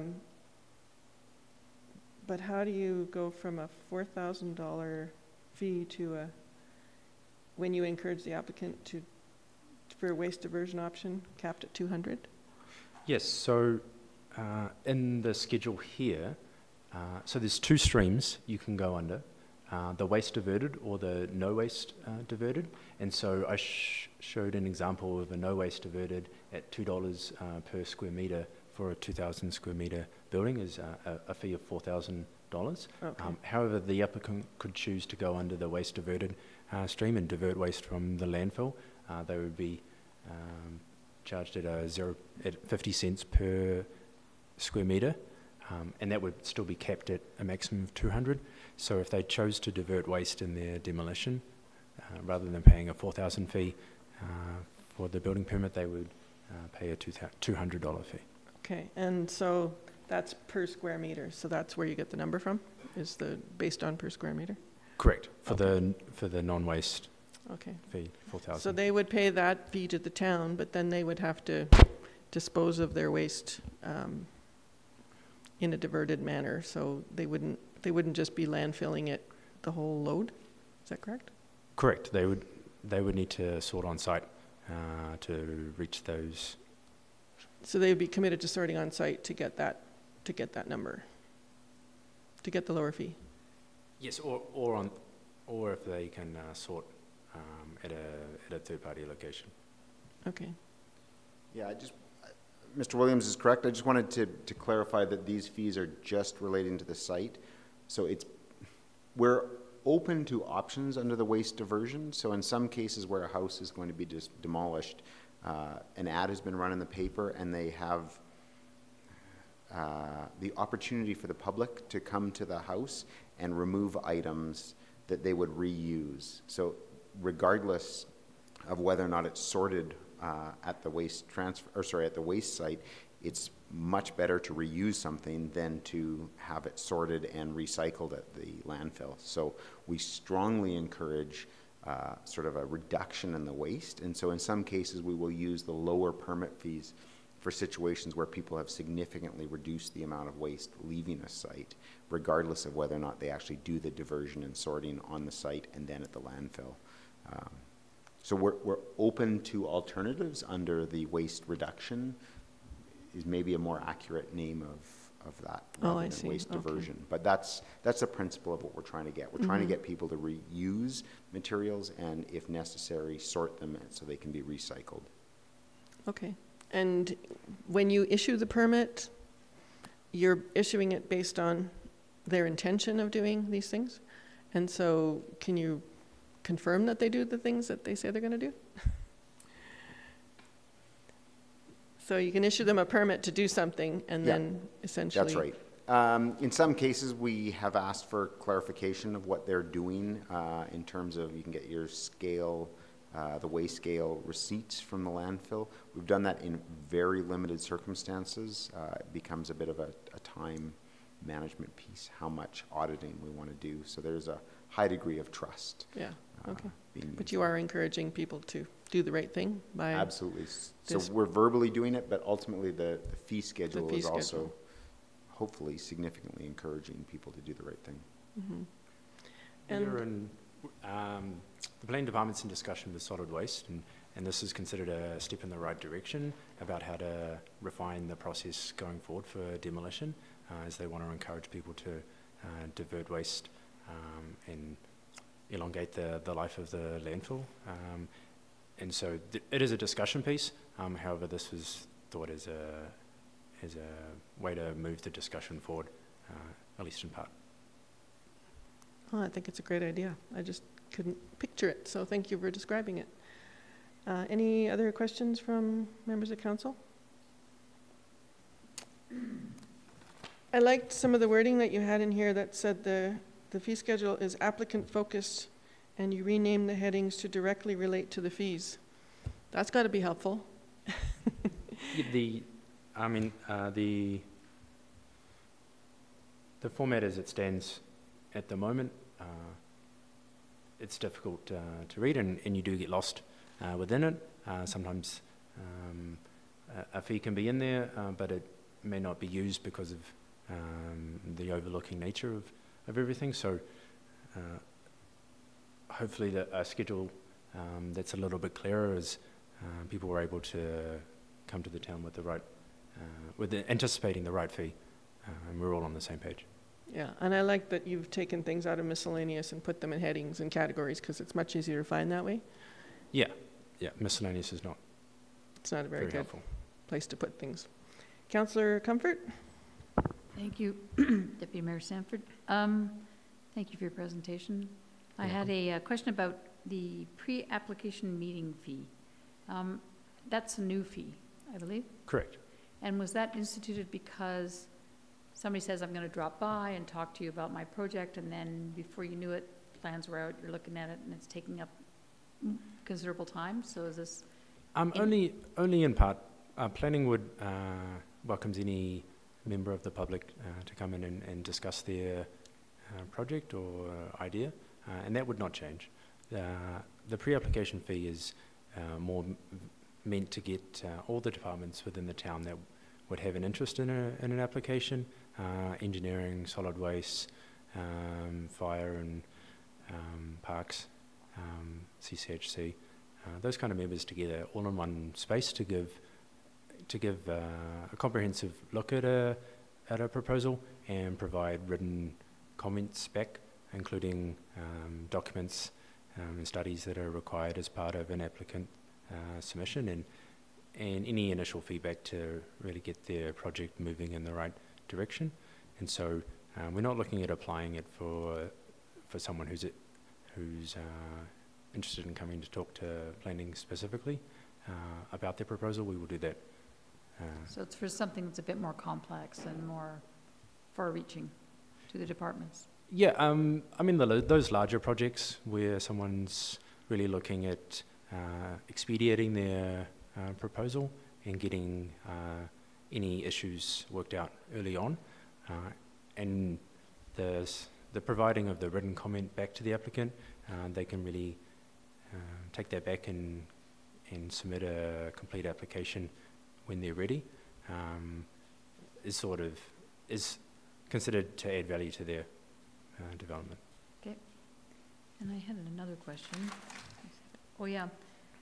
So when you talked about the decision-making authority fee for both residential and non-residential developments, that is also new. And I believe you said on the slide that it was included, and also in the text here, it's included in the fee. But if it does, whatever that project is, doesn't come before council or doesn't come before. So the included mention there is, at the moment, it's included in an application fee if you were to apply to the town and require to go before yourself or the Canmore Planning Commission. It's included.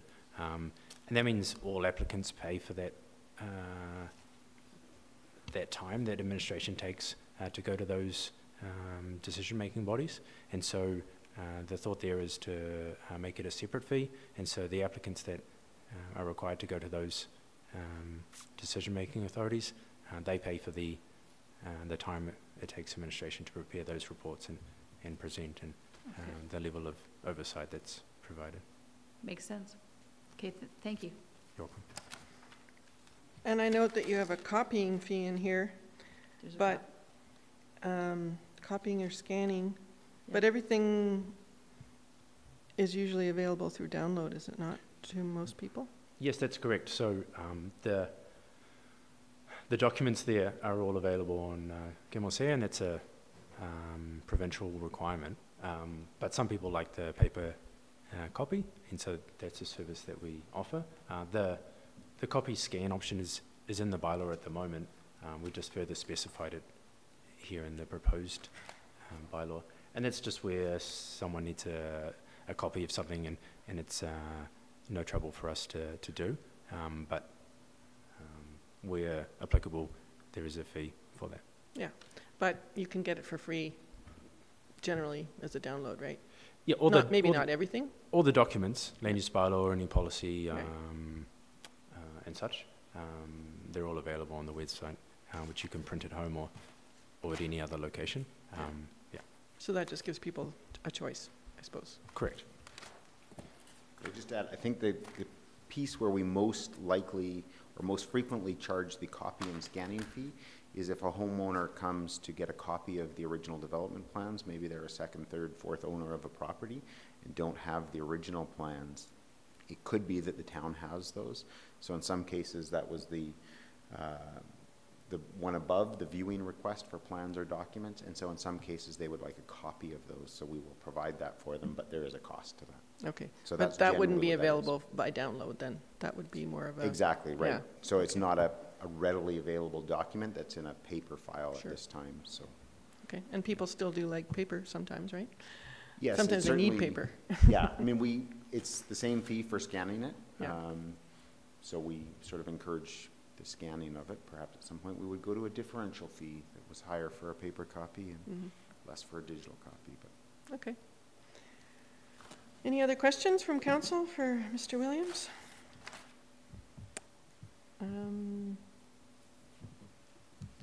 Councillor Oh, Comfort? no, sorry. Were your questions answered? Yes. Okay. Thank you very much for your presentation. You're welcome. Now, I'm just wondering about what to do with Mr. Williams' amendments, because he's proposing a couple things in the fee bylaw that were not in our package, but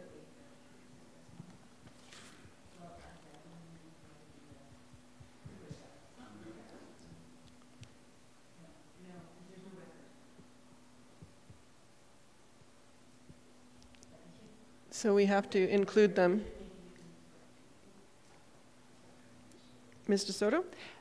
Yes, the municipal clerk will just put the recommended motion up on the screen. Perfect. Are you connected?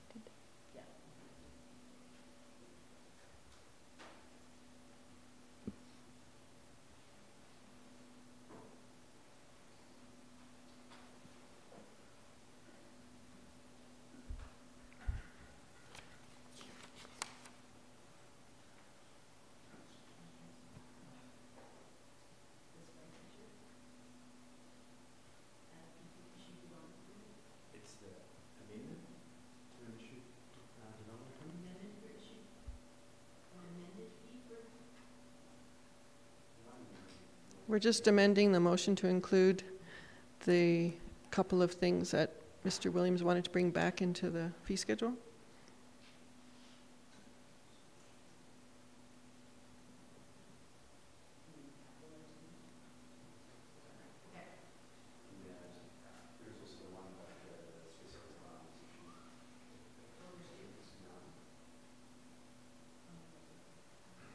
Yeah, there were two, I think.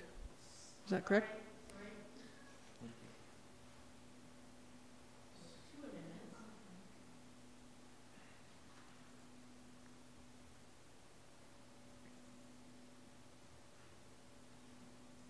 I just wanted to make sure they were captured in our motion.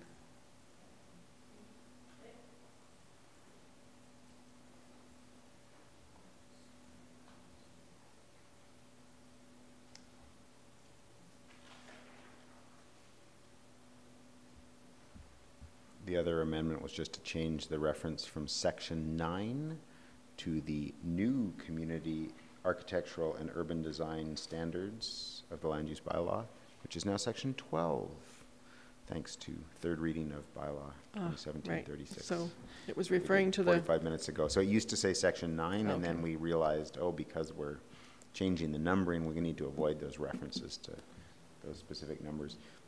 That said, the Municipal Government Act does allow us to make those sorts of typographical reference changes without a formal process, as long as we're not changing the reference right. that it's referring to. So the Schedule A on the land use bylaw of the formatting, that's a pretty significant part when you get to that stage, right? Yes, well, I mean, so that's been approved. Yeah. It's going to change the numbering of the bylaw, and in the same way, like the fee schedule, hopefully it's a more logical flow to the sections that one would go through the bylaw. But every time there's a change, you have to reformat everything. And yes, yeah. It's going to be a lot of work. We are investigating a number of municipalities, especially in the United States, have a sort of external manager of their land use bylaw and their codes related to that, and the town of Banff has recently done that. So it sort of has an online reference where you can just link right through the document to it. So we're investigating the possibility of doing that with the bylaw. There is a cost, but it's manageable. So it's just to change section 9 to community architecture. He's just trying to write it on the fly. Are these the amendments? This is the amendment. Change this to this.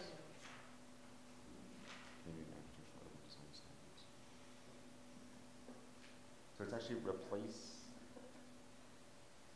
Maybe we could go to break and craft an amendment. okay. Or a motion, and then, so do you want to table the?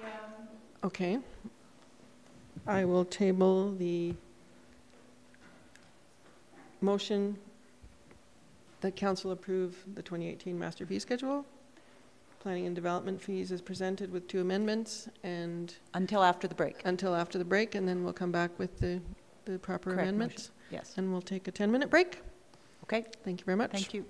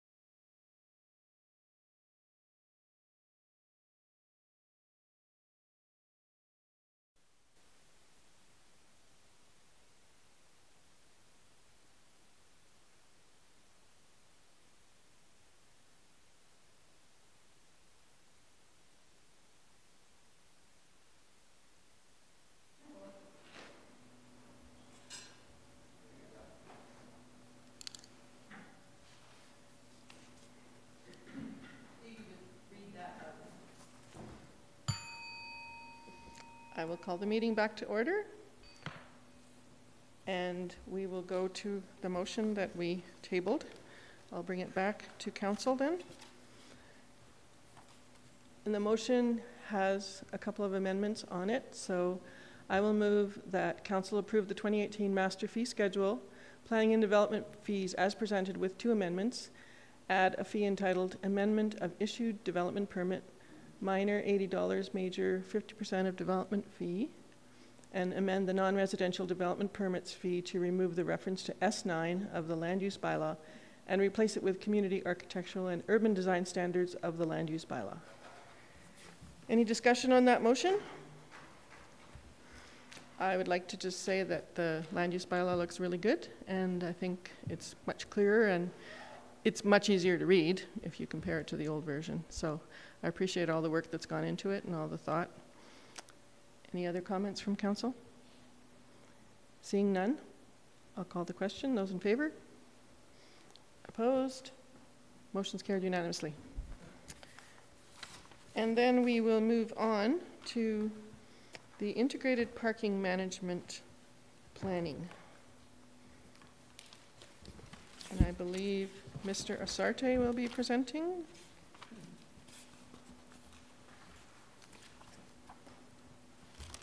Good evening, Deputy Mayor and Council. I'd like to take a minute and imagine together an afternoon you've spent in your favorite parking lot. Or when traveling abroad, a time you toured a historic and architecturally beautiful parkade. Or maybe remember a time when you gathered the family together, loaded them in the station wagon, and drove them down to your favorite on-street parking stall for a barbecue. If these memories don't exist, it's because street parking and parking lots and parkades are not places we want to spend any meaningful time in. They're generally considered hazards and obstacles, eyesores, and the least attractive of ways that we use land. That is, until we need a parking spot. And at that time, we want the parking to be abundant and free and convenient right next to the door where we're going. So how are we doing as a community at reconciling this inherent conflict? Like many communities, we've paved all of Paradise, and we still can't find a parking spot. My presentation today will provide an outline for a different way of viewing parking.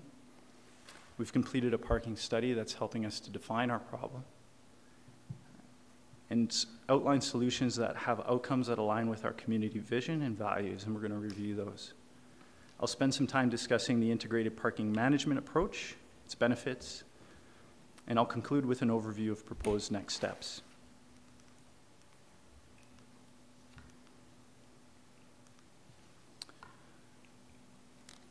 Current parking philosophy is that when it comes to parking, more is better.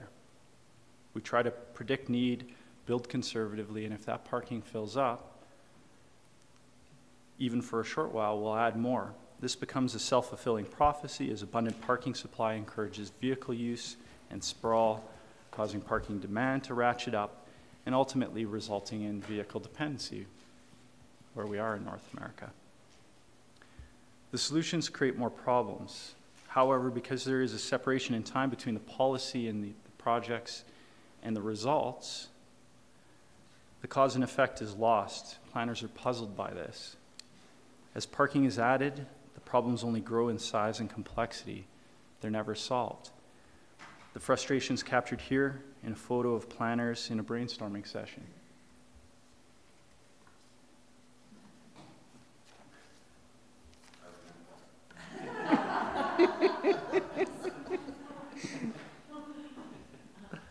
The submitted report contrasts traditional approaches to a way of thinking that gets results. The comparison is shown here. We'll go through a few.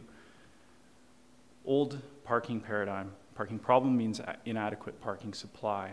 New parking paradigm, there are many types of parking problems, including having too little or too much parking, parking that's priced too high or priced too low, inadequate user information, and inefficient management. The old paradigm is that abundant parking supply is always desirable. New parking paradigm, too much supply is as harmful as too little. Parking should be available on a first-come, first-served basis. New thinking, parking should be regulated to favor higher priority use and encourage efficiency. Parking management is the last resort to be applied only if increasing supply is infeasible. New approach is to look at parking management programs that are widely applied to prevent parking problems in the first place. So first step in solving a problem is to define it. And traditional approaches suggest this begins with measuring parking supply to determine whether it is adequate. And so that's what we did. In 2016, our consultant went out and measured use in the hatched areas shown. They assessed where and how long people parked on peak days, Market Thursday, a Saturday, a long weekend, and a regular weekday, all during the summertime.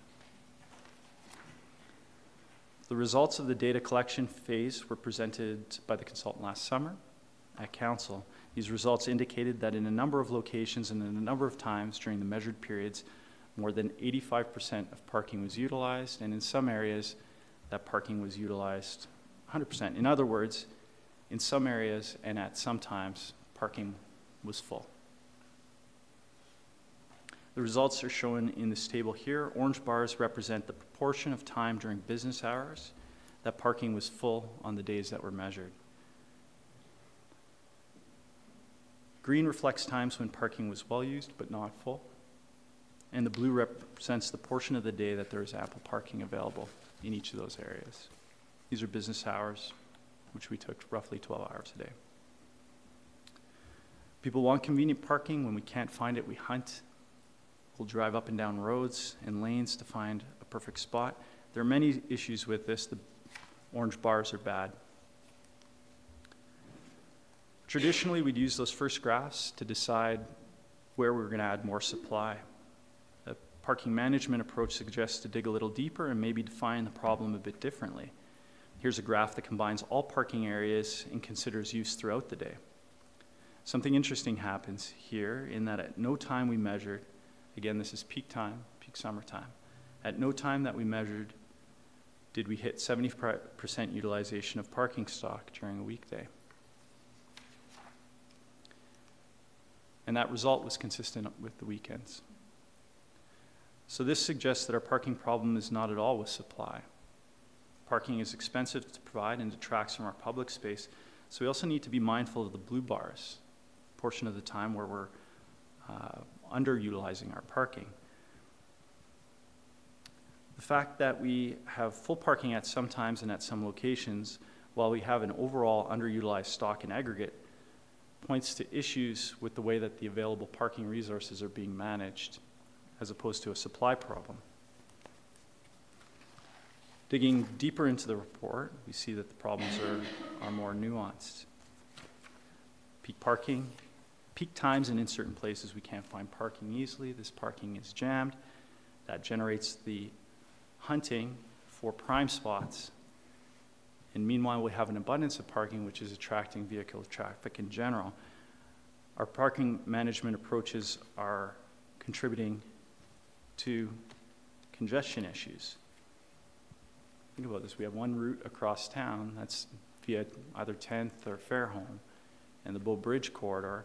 And at the same time, we have maximum traffic using those corridors. We also have people who are circulating around on those routes trying to find an available prime parking spot.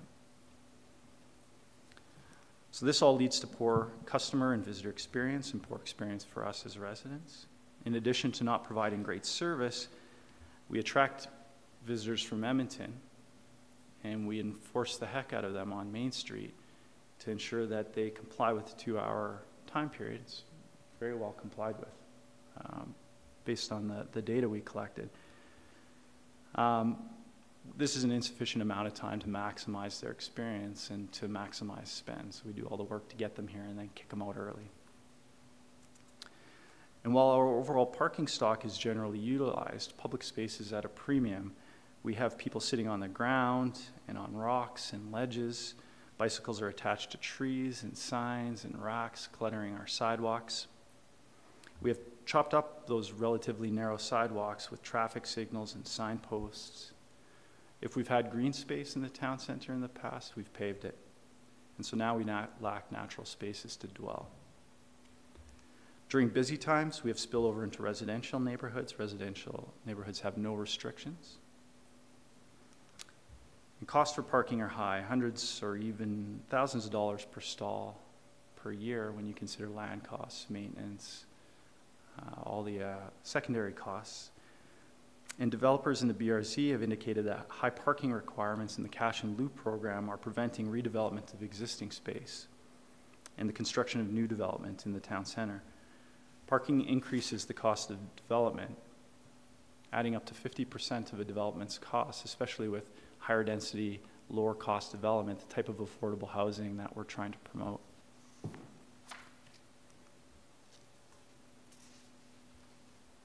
Better management of our parking is needed and needs to also support our community vision and goals. When we consider solutions to our problems, we want to connect to our guiding documents to provide a framework for our decision making. Decisions we make around parking should support affordable accommodation, spaces to facilitate community gathering, sustainable building forms, efficient use of land, should support the town center as the focal point of our community, should demonstrate leadership in environmental initiatives, encourage multimodal options, promote environmental sustainability and efficient use of infrastructure, and contribute to building a strong and vibrant local economy. Our solutions should promote active travel options, reliable, convenient, and efficient transit, the town center as a multimodal hub with priority on walking, should promote transportation investments with consideration of the full costs and benefits, not just the upfront capital cost, and should promote a transportation system that supports economic prosperity.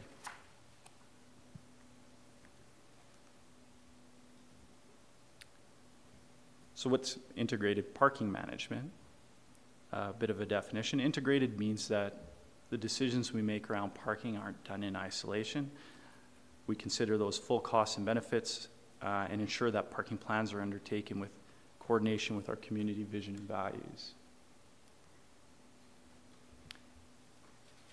Parking management refers to a variety of specific strategies that, when appropriately applied, can significantly reduce the number of parking spaces required in a particular situation.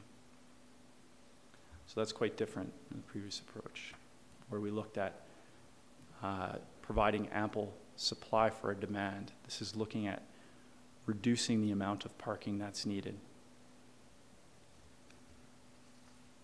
And it provides a variety of benefits by improving user quality of service, gives customers choice, creates more accessible land use patterns, enables the types of developments that align with our LUB and MDP, reduces motor vehicle traffic, reduces congestion, accidents, pollution, creates more attractive communities, and improves mobility for people choosing alternative transportation.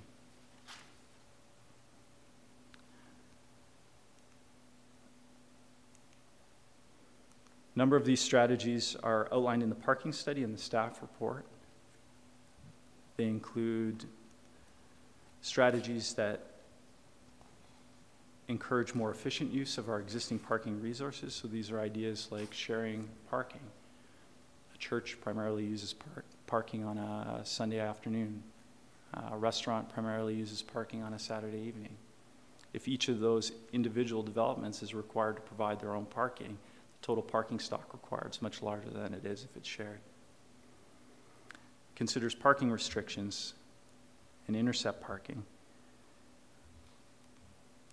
They outline strategies that reduce parking demand, like encouraging walking. That's a no-brainer. We have a huge amount of our residential and visitor accommodations within a 10-minute walking distance of the town center. If you can have somebody avoid bringing their vehicle at all, that's a great strategy. Likewise, encouraging cycling and transit use. Strategies like pricing high-demand parking. This is very effective in ensuring that you can't add more Main Street parking, you can't add more on-street parking in front of a business. So you want to ensure the most efficient, highest value use of that parking. Pricing strategies help with that. Parking restrictions help with that. Strategies include consideration for intercept parking. If people need to travel to the community by vehicle, having them leave their vehicle outside of the town center allows them to visit and contribute to the vibrancy of the town center without the impacts of bringing their car. Strategies also outlined include supportive strategies like enforcement and residential parking management, which are important in helping to offset the impacts of the other two categories of strategies. So not only does parking management provide for outcomes and benefits that align with our vision and values, they actually work to solve each of the problems defined. Adding parking stock itself has a very limited set of problems that it solves, and they tend to be short-term. You add parking stock, and in the short term, it helps with some of the parking congestion, and it might help with some of the spillover, but over time, that ratcheting of vehicle dependency ensures that those problems are going to reemerge. Whereas parking management strategies that reduce the requirement for overall parking have positive impacts on things like parking congestion and allowing for additional people space. You can start to repurpose. If we go back to that slide that shows our current utilization, you could repurpose with better managed parking stock 100 parking stalls and have zero impact based on today's demand, not even a demand that we work towards reducing. What could that look like if we were to repurpose some of that space? Spillover needs to be managed in any case. It's not being managed now. With parking management strategies, spillover is an important consideration. So if we start to restrict in the town center, how does that affect adjacent? We need to work closely with stakeholders and develop strategies to manage that. Management solutions reduce development costs. Many of them reduce vehicle use and congestion. They reduce municipal costs by reducing maintenance and construction costs, reduce environmental impacts, improve customer experience. Right now, there's an absence of customer choice. If a customer comes to the town center, it's a free-for-all. They look first for the most convenient parking that they were hoping to get. If they can't get that, then they just move on to the next spot or continue hunting until they find that.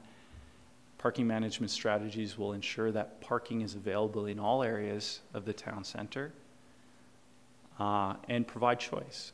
If a customer chooses to pay for parking, they can pay for the higher value parking. If they're looking for lower cost, then they're directed through clear signage and communication to the areas where they can park for lower cost. And it addresses inequity.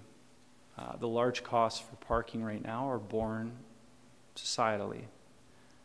They're borne through rents because of the higher development costs. They're borne by the municipality for the costs we bear for the public parking provided.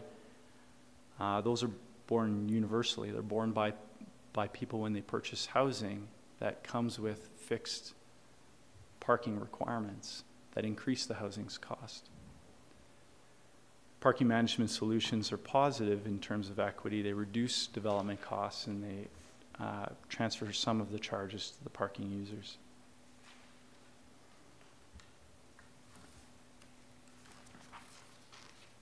Serious topic.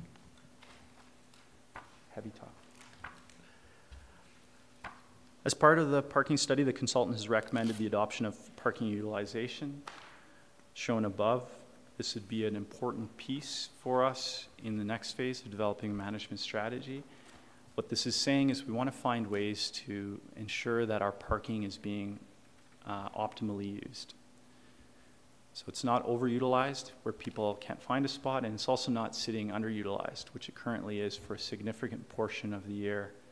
100% of off-peak time and a significant portion, half of our current in-demand peak season. So a number of steps in completing an implementation plan have been completed as this first step, including the data collection, scoping, problem definition, identifying suitable strategies. As the next step, we want to take a step back and involve a larger set of stakeholders. to help in identifying suitable strategies and evaluating those. Including a diverse set of stakeholders can help identify problems with management strategies. They can help identify creative solutions, and that'll build support for a program of implementation. What we're proposing is change, and so it's important that we manage that change through stakeholder engagement. We'll develop an evaluation framework that considers our goals and objectives and identify evaluation criteria. So as we look at each potential option, evaluating it on a cost-benefit basis.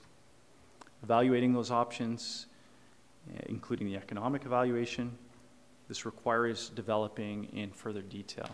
The parking study has identified some bigger picture things, but looking at each of those in specific detail at a street level, for example, where are you going to place restrictions? Or on a policy level, what reduction factors would we consider for a development that is within walking distance to transit? So that specific level of detail will be part of the next phase. Any parking management strategy is going to have potential for adverse impacts, so understanding what those impacts are and then mitigating them will be an important part of developing that plan. And finally, developing the plan with the specific recommended prioritized policy changes, projects, and programs. So in conclusion, we've worked towards clearly defining a parking challenge and coming up with a new roadmap for strategies that align with vision and values. A next step will be to involve stakeholders in evaluating those strategies and developing a plan to inform business planning and the upcoming capital budget discussions. And to that end, I recommend that Council accept the parking study for planning purposes and that Council direct administration to develop an integrated parking management plan included within the current scope and budget of Capital Project 1634 Parking Strategy Implementation. Open up to questions. Thank you. It was very interesting reading this parking study. It's been ongoing since 2016, and so they've just finished the report March 14th. They finished their work, I think, early 2017, and their initial work was to gather data, provide an initial set of recommendations. That work was done early 17, presented to Council last summer. Since that time, we've been focused more so on the transportation planning development and that piece, and working towards, because it's changed. So the traditional parking study is really how we started this project. Go out, assess the parking demand, figure out solutions for managing that demand. We asked our consultant to consider the ITP guiding principles. We asked them to consider the MDP guiding principles. And they developed what they felt were strategies that align with that. However, they're a significant departure from what they would traditionally recommend. And so we can't just march out and begin implementing those strategies. We need to take a step back, engage with a broader group of stakeholders now, do the work to define the specifics of how any of those strategies would be rolled out. Residential parking, for example, or a parking pass system or paid parking.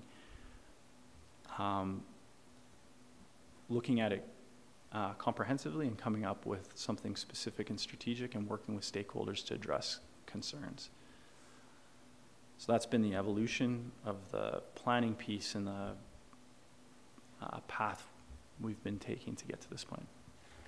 But I note some of the recommendations that are in the report you've already implemented, like painting. I mean, as the report was evolving, you looked at some opportunities like painting stalls on Main Street.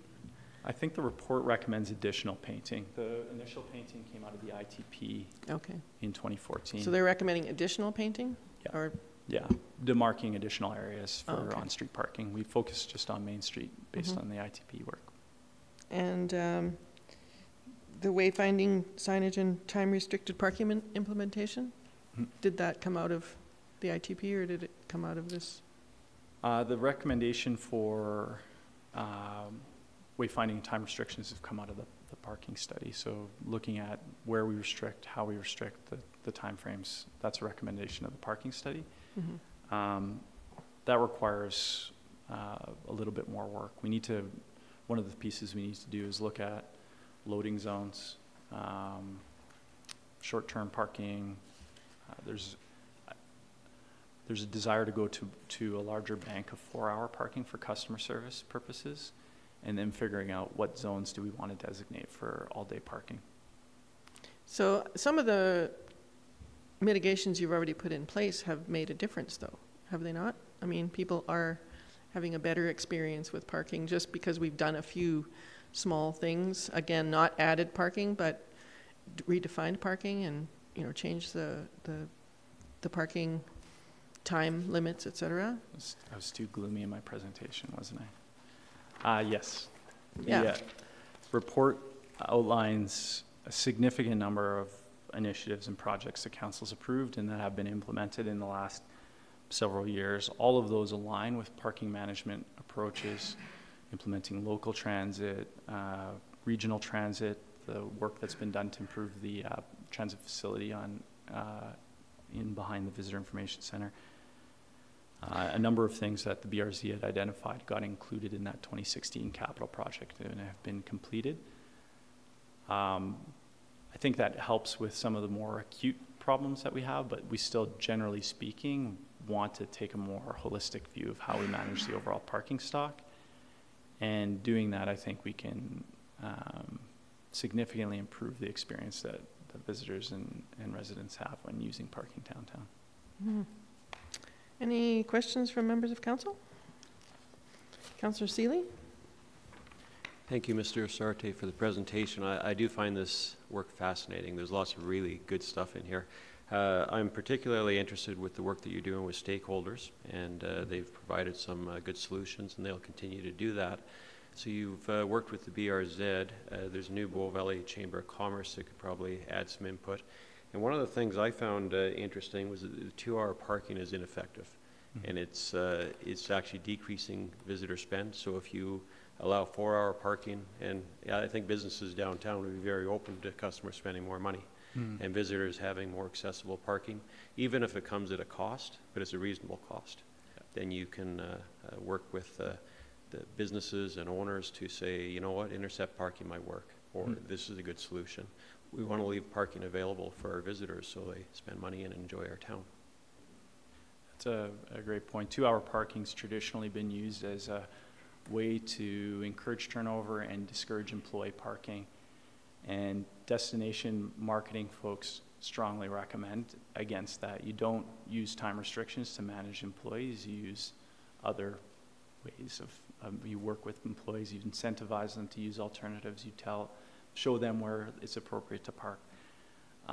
The focus for the town center really needs to be on visitor experience, whether it's a resident visiting or local, tourist visiting, and providing a good experience. And 4-hour parking is the appropriate amount of time or the recommended amount of time from destination marketers for that experience. That makes sense. Thanks. It's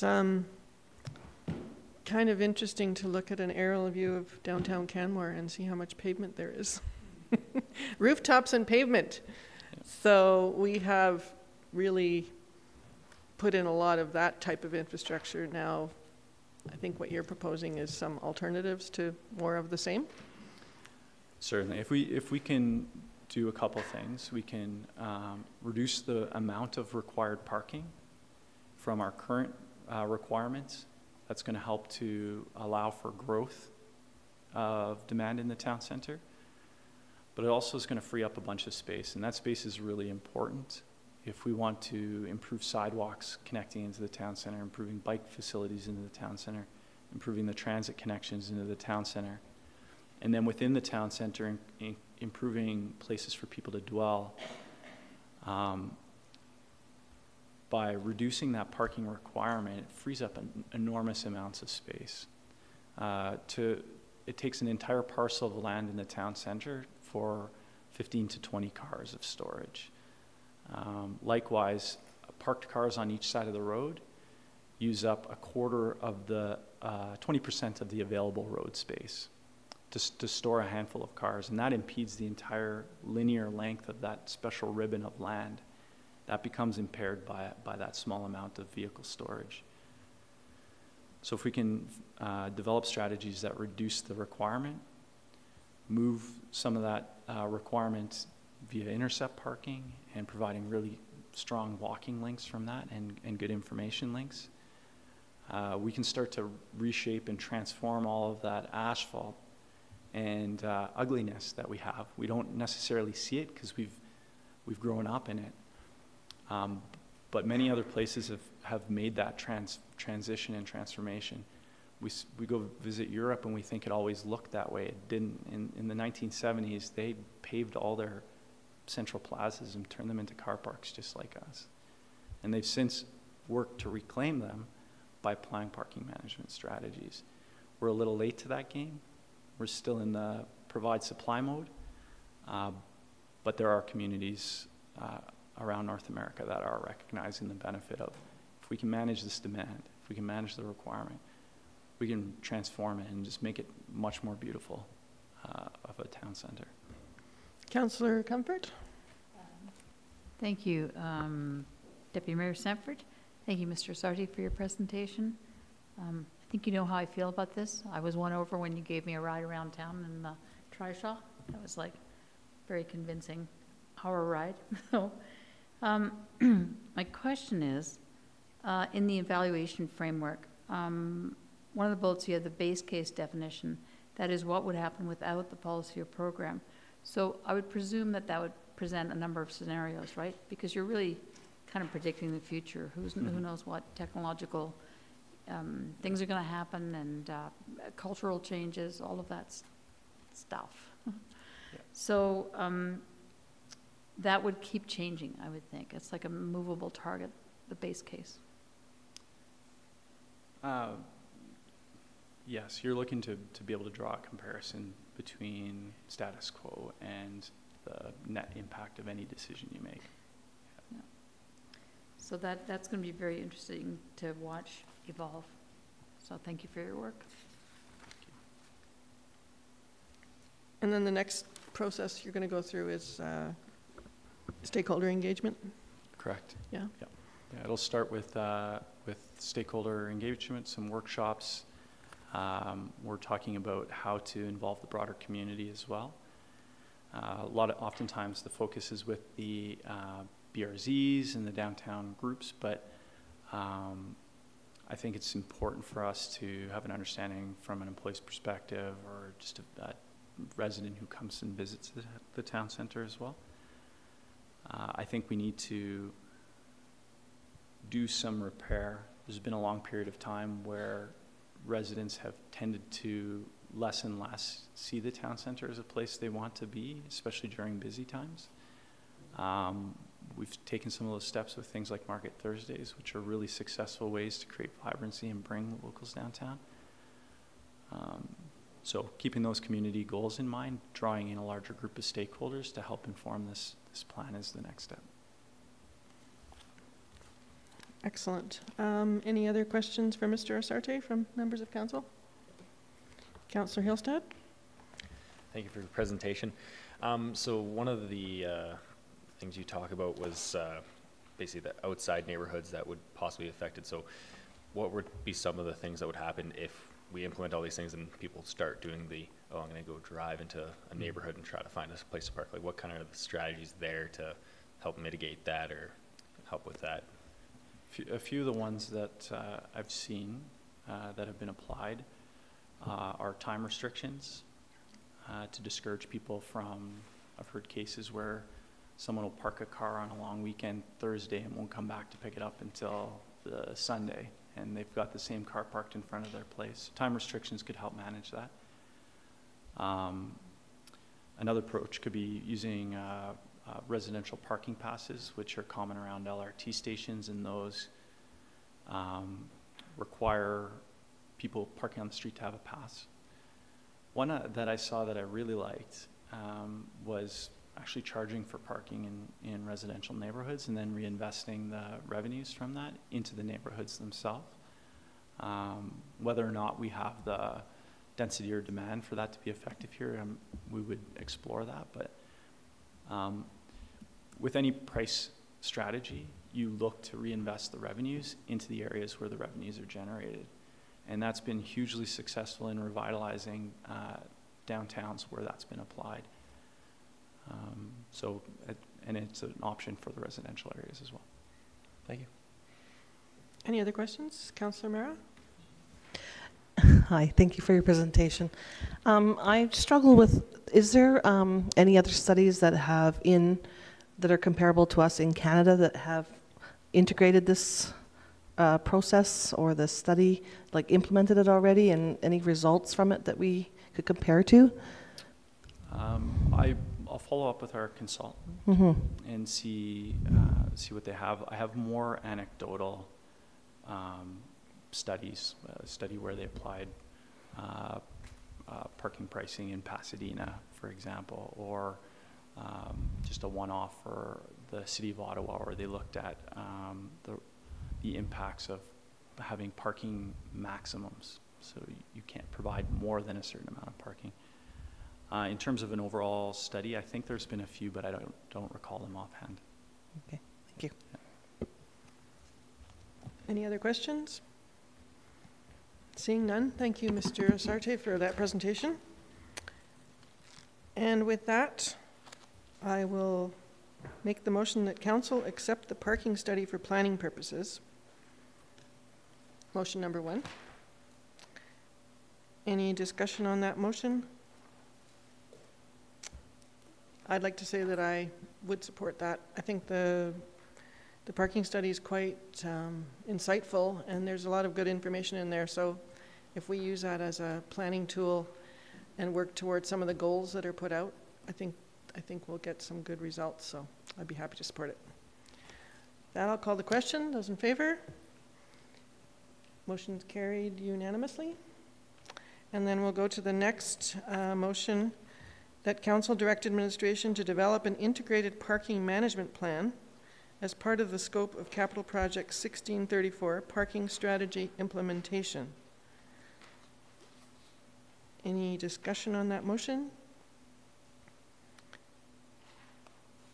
I think it's a good process that you're considering stakeholder engagement as your next step, and I'd be happy to support that motion. Seeing no other discussion, I'll call the question. Those in favor? Opposed? Motion carried unanimously. Thank you very much. So we will move on to Mr. Asarte. No. Mr. Asarte I'd like to going to introduce Brian Kinsey. Great. Project engineer with the engineering department, to speak to the Benchlands Trail rehabilitation. Okay, our next item is the Benchlands Trail traffic calming pilot project. And Mr. Kinsey is going to do it for us today. That's right. Welcome. Thank you. Good to be here. Good evening, Deputy Mayor and members of Council. We're going to continue on the transportation theme with the presentation on the Benchlands Trail Rehabilitation Project. The agenda for my presentation, I'll do a quick project background to bring you up to speed on how we got to where we are today. I'll talk about the public participation process that we've undertaken as part of this project. And I'll provide an overview of the options that are available to us. The recommendation that I bring to Council this evening is that Council approve a change in the scope of Capital Project 7024, Active Transportation Projects, to include a traffic calming pilot project for Benchlands Trail to inform life cycle rehabilitation. So project background, in 2015, we hired Stantec Consulting to perform an automated pavement condition survey of all of our roads. As part of that survey, we were given a list of recommended rehabilitation projects.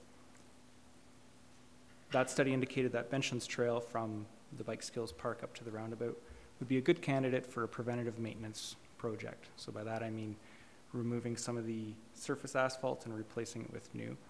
And by doing this, it's money well spent in the sense that we're making a small investment now to prevent ourselves from having to do a full depth rehabilitation in the future, which would be much more costly and disruptive.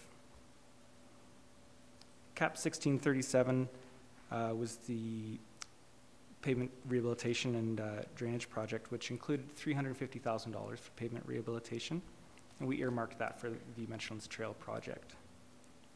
The CAP 1732 project included $100,000 for this project so that we could make improvements to the intersections of the Cougar Creek Drive, both Cougar Creek Drive intersections with Benchlands Trail. So I'll talk about the public participation process. We conducted this in 2 phases. Phase 1 is what we called the discovery phase. So in this phase of the participation, we had an online platform.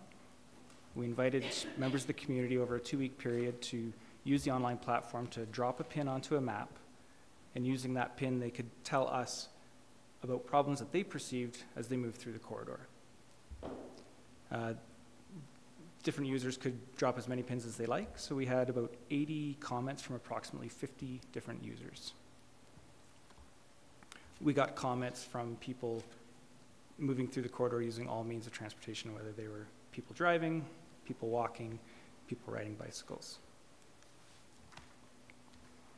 So a brief summary of what we heard during that process. We heard that down by the Bike Skills parking area, down this area, there's a strong desire line for people coming from downtown on their bicycle. If they cross the highway on the overpass, they're on the south side sidewalk, and there's a desire to cross over to the north side multi-use pathway. However, there's no formal crossing provided right now. We also heard a similar situation at the pathway that comes from Settlers Way and intersects with Benchlands Trail. Again, a lot of people wanting to cross at that location. We can see that from the desire lines that are on the aerial photo. Again, there's no formal crossing provided. We also heard that in the wintertime, particularly between the 2 Cougar Creek Drive intersections, that we tend to have slippery winter conditions which can create unsafe conditions for people driving. And we had a number of comments from people suggesting that, so these comments coming from people driving and people walking on the sidewalk, suggesting that we should do more to encourage people riding bicycles to use the multi-use path. What we heard about the intersections themselves, and I'm just showing the Summit Cafe intersection here, but the similar comments apply to both of the Cougar Creek Drive intersections. At both intersections, we heard that high vehicle speeds on Benchlands Trail make it difficult for people to cross the street on foot or on bicycle. We also heard that high vehicle speeds make it difficult for people driving to exit Cougar Creek Drive onto Benchlands Trail. And by that I mean people are coming at high speeds or inconsistent speeds. It can be challenging to find an insertion point to get yourself into traffic. And lastly, we heard specifically during school drop-off and pickup times that there's significant vehicle queuing on the Cougar Creek Drive intersections.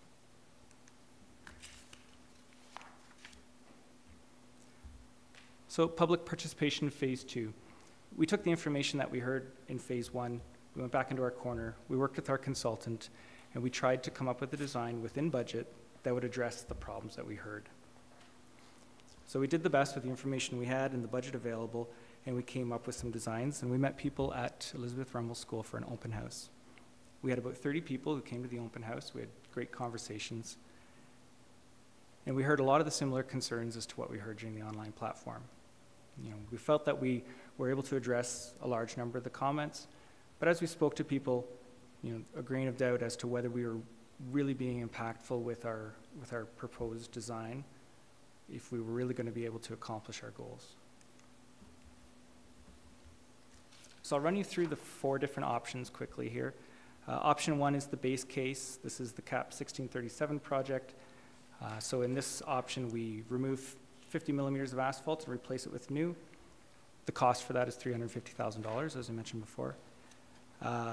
There would be no intersection improvements. Administration doesn't recommend this because we feel it's a missed opportunity. We would like to take the opportunity when we do a rehabilitation project to incorporate enhancements that improve the functionality of the corridor. Option 2 is what I'm calling the original design. This is the design that we presented at the open house. Again, from the bicycles park to the roundabout, we would remove 50 mils of asphalt and replace it with new. And in addition to that, we'd make some intersection improvements, which I'll describe in a moment. The cost for that, $425,000. So some of the improvements that we proposed at on the corridor itself, because we heard about those locations where people would like to cross, we're proposing to put in a new formal crossing at the bicycles parking lot. Also putting in a new formal crossing where the Settlers Way path meets Benchlands Trail. Those crossings would incorporate signage, centerline pavement markings, and traffic calming barriers on the centerline of the road to enhance driver awareness. We heard from people that high vehicle speeds on Benchlands make it difficult for vehicles to exit the Cougar Creek Drive, and it also makes it difficult for pedestrians to cross Benchlands Trail. Our intersection design attempts to address those issues by reducing vehicle speeds on Benchlands Trail. How we do this is by providing some vertical elements on the traffic calming barriers at these locations. So the traffic calming barriers themselves are about 6 inches off the ground, but we'll also have those white paddles on them like you'd see at the roundabouts to provide a little bit of vertical elements which provide some side friction and slow vehicles down. We also heard from residents that vehicle queuing on Cougar Creek Drive is an issue during school pickup and drop-off times. This intersection design aims to improve flow and decrease queuing by making it easier to turn right or left onto Benchlands with the following measures. First is advancing the stop bar. By doing this, we eliminate pedestrian conflicts for vehicles that are turning. So if you're stopped at the stop bar, you're not having to wait for pedestrians to clear the crosswalk. In this particular location, we've moved the crosswalk from its current location uphill. What this accomplishes is that a left-turning vehicle from Cougar Creek Drive no longer has to deal with conflicts of pedestrians or cyclists crossing the road. So again, that enhances the flow of vehicles leaving Cougar Creek Drive. By making the pedestrian crossing distance on Cougar Creek Drive shorter, this accomplishes 2 things. It makes for a more comfortable crossing for users of all ages and abilities, and it also means that it's less delay for vehicles as they wait for pedestrians to cross. Shorter distance means people are clear of the intersection in less amount of time. And the last thing that this design does to promote the flow of vehicles out of Cougar Creek Drive, coming back to the idea of slowing down vehicles on Benchlands Trail with the elements I pointed out before, when we slow those vehicles down, it's easier to get into traffic. So that was the design we presented at the open house. This design is something that we came up with when we started to wonder about the effectiveness of the option 2 design. So as you can see, this design is a fair bit more substantial than the option 2 design. Again, we would do the 50 mil overlay through the length of the corridor, but we have some substantial earthworks as well. So the estimated cost for this comes up to about $800,000. This design includes many of the elements of option 2, so basically everything from this edge of Benchlands Trail in is the same. The difference is in the wide central median, and in order to accomplish this, we need to widen the street to the north. So there'd be some earthworks to accomplish that. We feel that this is more effective for a few reasons. One is that this wide vehicle bay here provides opportunities for vehicles to make a 2-stage turn.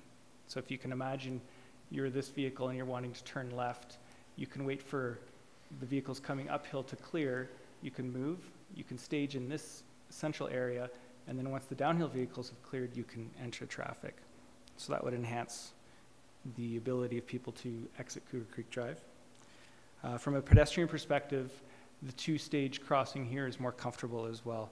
They're crossing shorter distances of road, and it also means for drivers there's less delay because they only have to wait for pedestrians to cross half of the street at a time.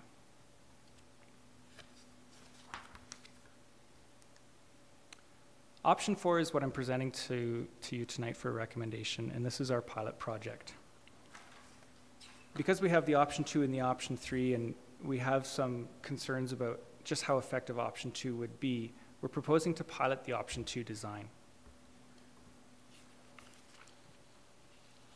The intention of the pilot is to be able to answer the question, can we implement option 2 and effectively address key issues while remaining within budget?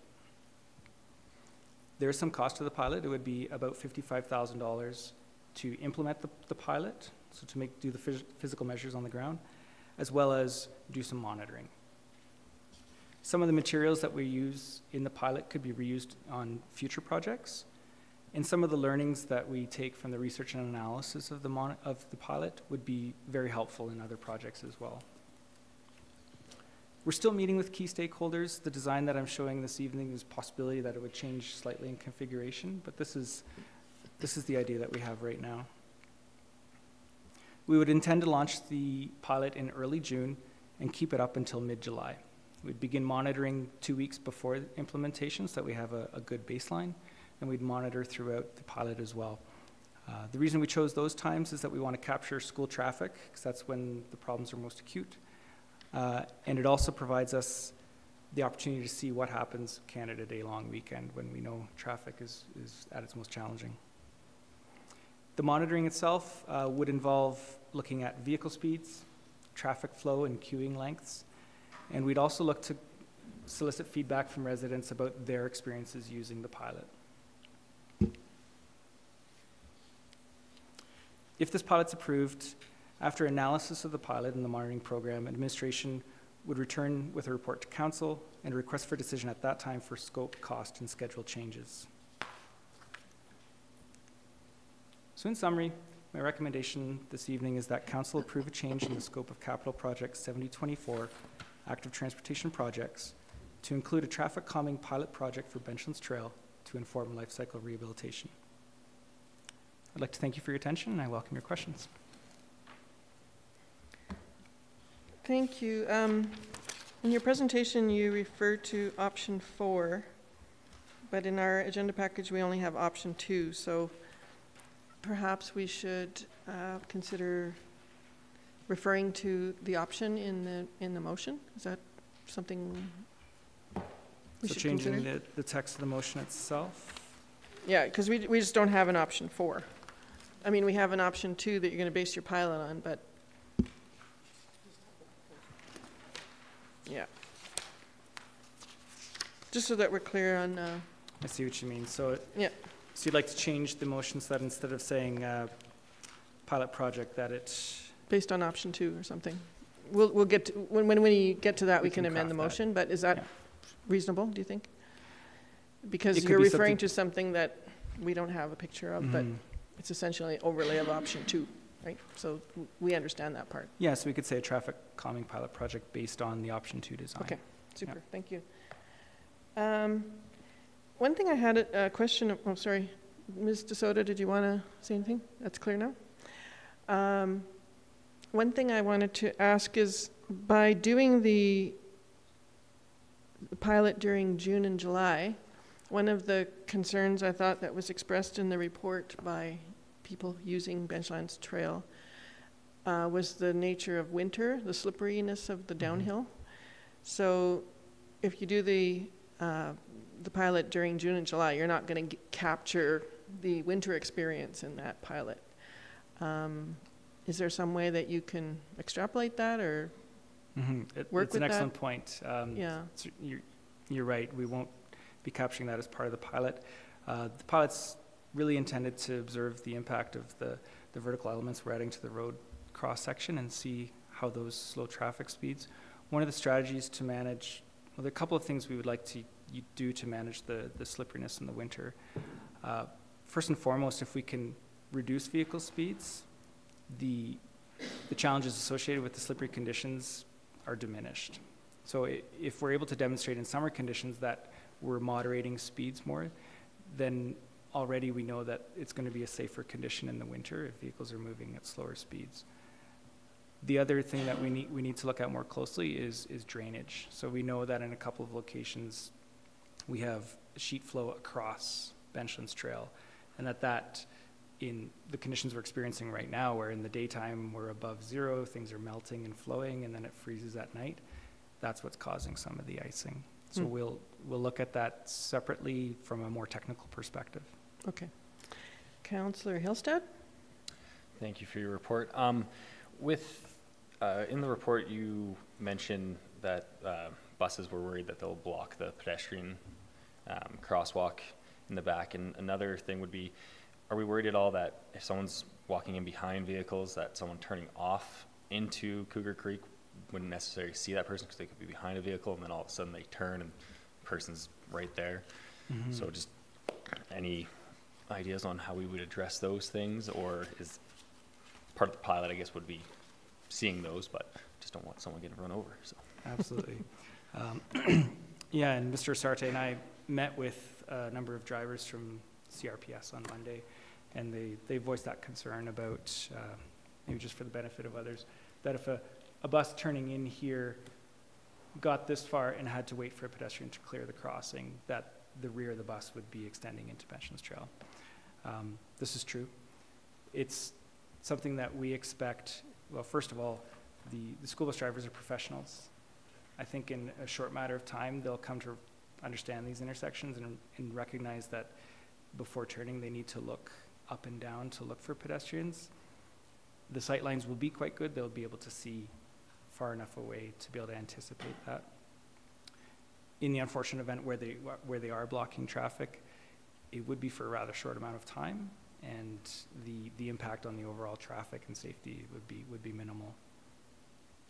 As we were talking to the CRPS drivers, they anecdotally mentioned a food service truck somewhere in town that blocks traffic while it's backing into a parking lot to make its delivery. And these are the sorts of things that they happen and they don't cause huge issues. So it's the sort of thing we'd have to live with. The other thing I'd bring up with this kind of design, this is called a bend out. In the 2017 Transportation Association of Canada geometric guidelines, this type of intersection design is part of that. The spacing, the distance of the crosswalk from Benchlands is 6 meters, and that's the recommended distance in TAC as well, which is a document that's prepared by a large committee of transportation experts. So a lot of the concerns about those sorts of things have been dealt with already. Yes, okay, I see. The other things that the bend outs do is, as vehicles are coming in, they're perpendicular to the crossing, so they have better sight lines in both directions. And Mr. Sarte was just suggesting that your concern, Mr. Hillstead, was more around a bus exiting Cougar Creek Drive and being parked on. Yeah, that too. Okay. Yeah, that's another concern, obviously. They would block the crossing in that case for a short amount of time. Again, pedestrians would have to yield to the bus at that time. Fair enough.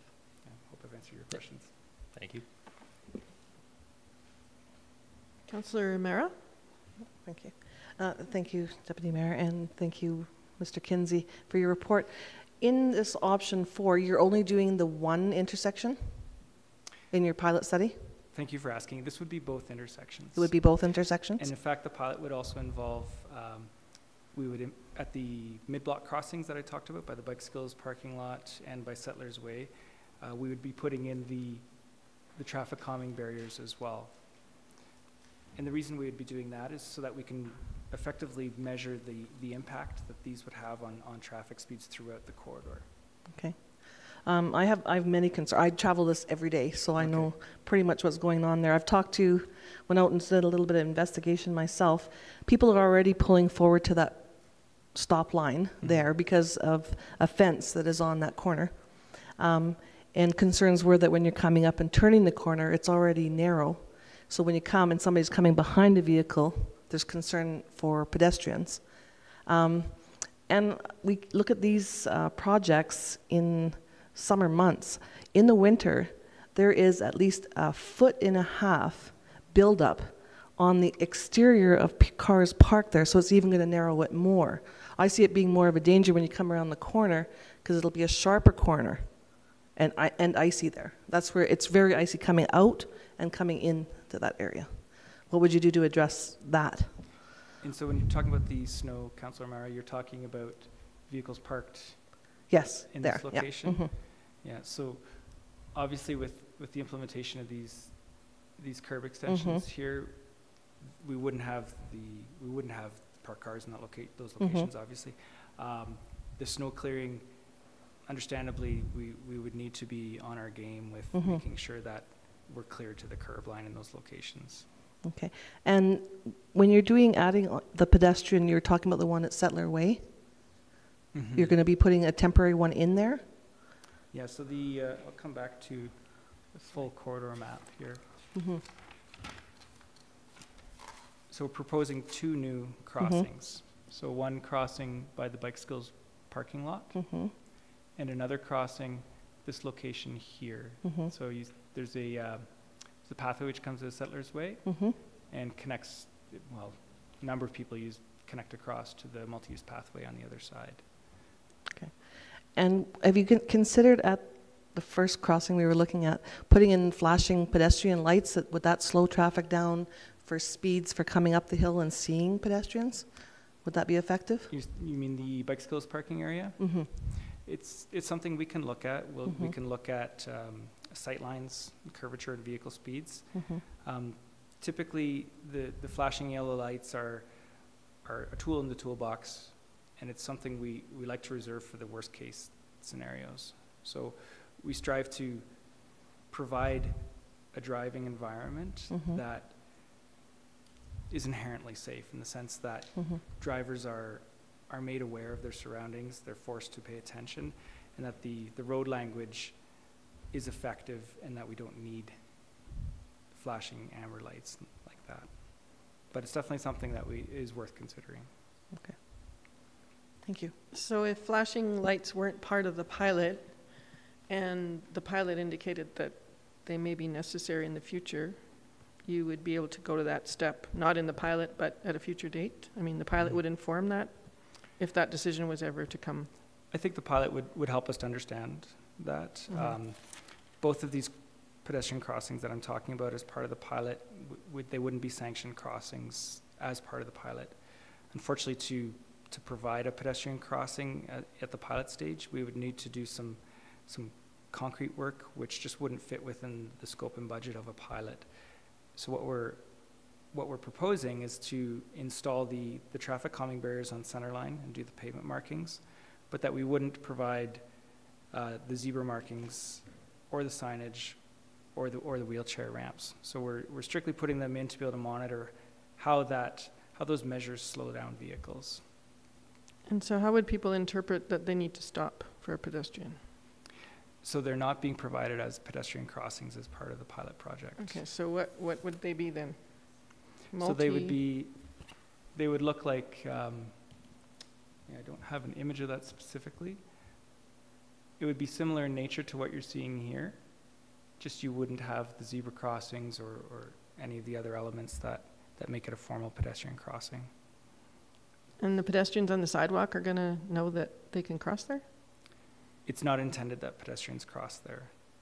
So we'd be putting those down strictly to slow vehicles, but there'd be no indication to either pedestrians or vehicles that those are pedestrian crossings, because in the pilot stage, they wouldn't be. Okay. Yeah, I find that a bit confusing, because it says that there's mid-block crossings that are proposed. Yeah, so the mid-block crossings, if the pilot is successful and we decide to implement option 2, those would be implemented as part of the overall capital project. So we'd do the mill and overlay. After that, we would come back and do the painting and add in the signage and everything at that time. As part of the pilot, what we're trying to understand is if putting these traffic calming barriers on the center line, if those will effectively reduce vehicle speeds and provide more consistent vehicle speeds. Okay. Councillor Seeley. Thank you, Deputy Mayor Sanford. Mr. Kinsey, can you put up the Summit intersection? Sorry? The Summit intersection? Mm-hmm. And which option? I'd like to see the existing. If I don't think you have. Do you have existing right now? Here we go. Okay.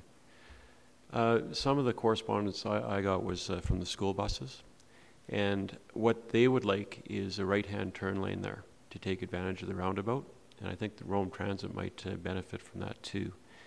Has there been any thought about that? Because with the roundabout, it's a safer turn for a bus. We've been talking about buses maybe potentially being stuck in intersections and things like that. They also have to line up behind regular vehicles. So if we had a right-hand turn lane there, it might they might use that, and it might create a lot better flow and less congestion. And is the proposal that it would be dedicated or reserved for bus traffic? No, I think if you just have a right-hand turn lane there, then people would use it too, rather than waiting in line. They might be more encouraged to use the roundabout. Yeah, so I'll bring up option 2, because obviously in option 2, there is no right-hand turn lane provided for here. Our design, we're trying to make a balance between vehicle convenience and providing for efficient vehicle movement, and also providing a safe and comfortable environment for users of all ages and abilities, so pedestrians, people using mobility aids. So the challenge with adding a right-hand turning lane is that this crossing distance becomes significantly greater, which reduces the level of service for people walking and people riding bicycles. Part of the pilot, Councillor Seeley, part of the intention of the pilot is to assess with this constrained cross-section and all of the elements that I mentioned before, if those will be effective in improving the flow of traffic leaving Cougar Creek Drive without something like a right-hand turn lane. Could you move that crossing? I suppose it doesn't line up with where the pedestrians are, right? Yeah. In the crossing on Cougar Creek Drive or Benchlands, sorry? Yeah, on Cougar Creek Drive. Move it back. Back even further? Yeah. Yeah, so again, coming back to the TAC guidelines, 6 meters is where we've positioned it, and that's the recommended guideline.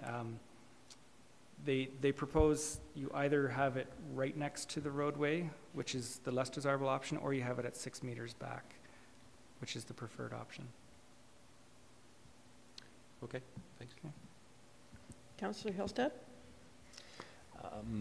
With regard to what was spoken about earlier with the putting the concrete blocks at the 2 possible pedestrian crossings, essentially people are going to be using them anyways because they already do now, so they'll still potentially use them. But would we face any liability if someone is using them because we've put those there and something happens? Mm-hmm.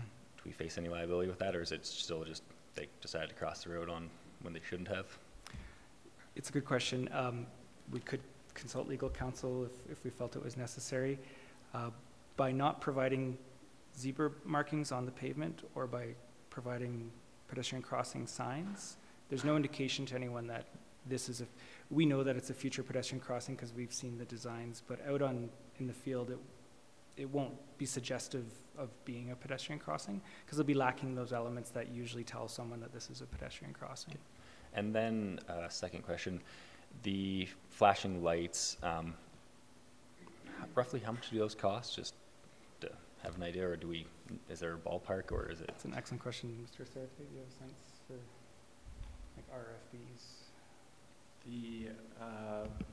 There are lower cost options that are probably in the $10,000 realm, and up to the overhead mast on Railway Avenue, which is $100,000 plus for that type of crossing.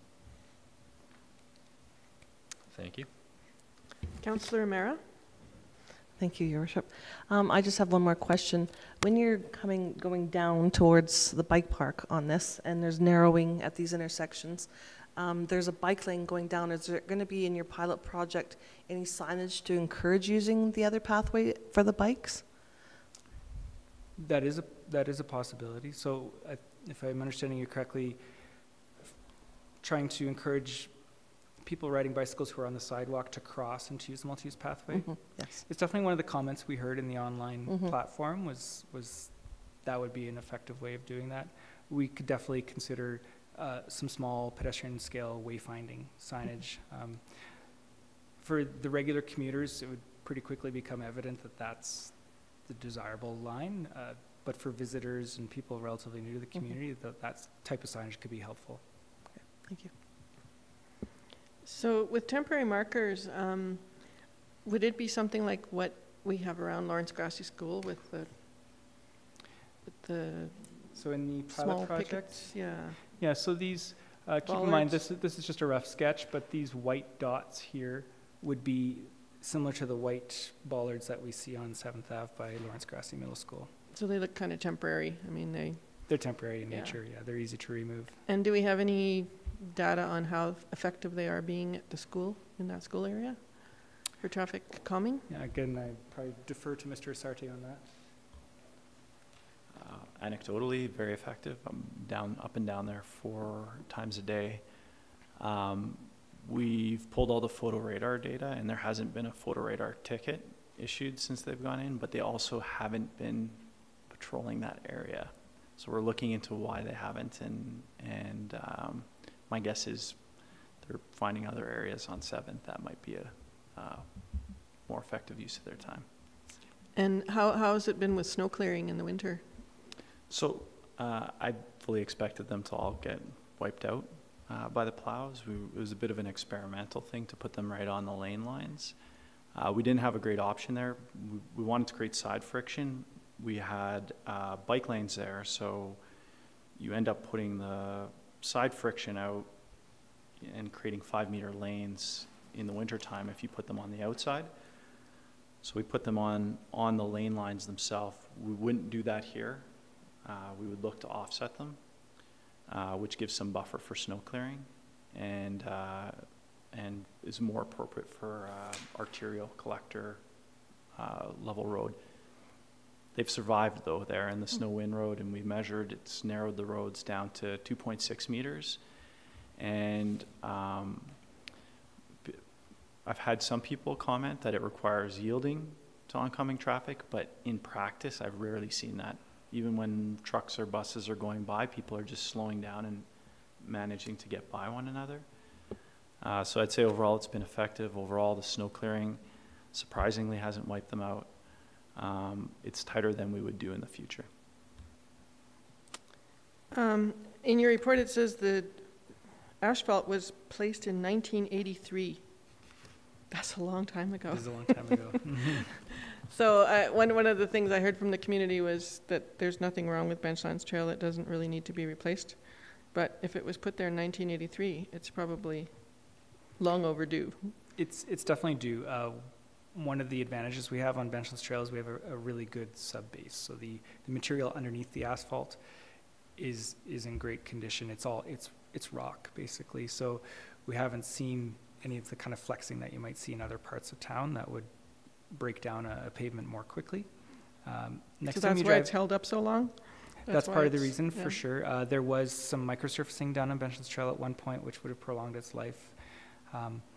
What happens to the surface asphalt over time, I'll get a little technical on you, but in your asphalt matrix, you have the aggregates, the stone, and then you have the asphalt bitumen.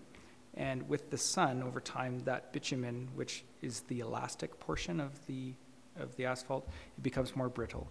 So in the winter, what happens is it tries to, when everything contracts in the winter, it needs to contract, but because the asphalt's not as elastic as it used to be, it cracks. And so when you go up Benchlands Trail, you'll notice there are cracks across Benchlands Trail at a pretty regular interval. And that suggests that it's failing because of that brittleness that I just described, which means it's the right moment to get in there and do a preventative mill and overlay. Okay.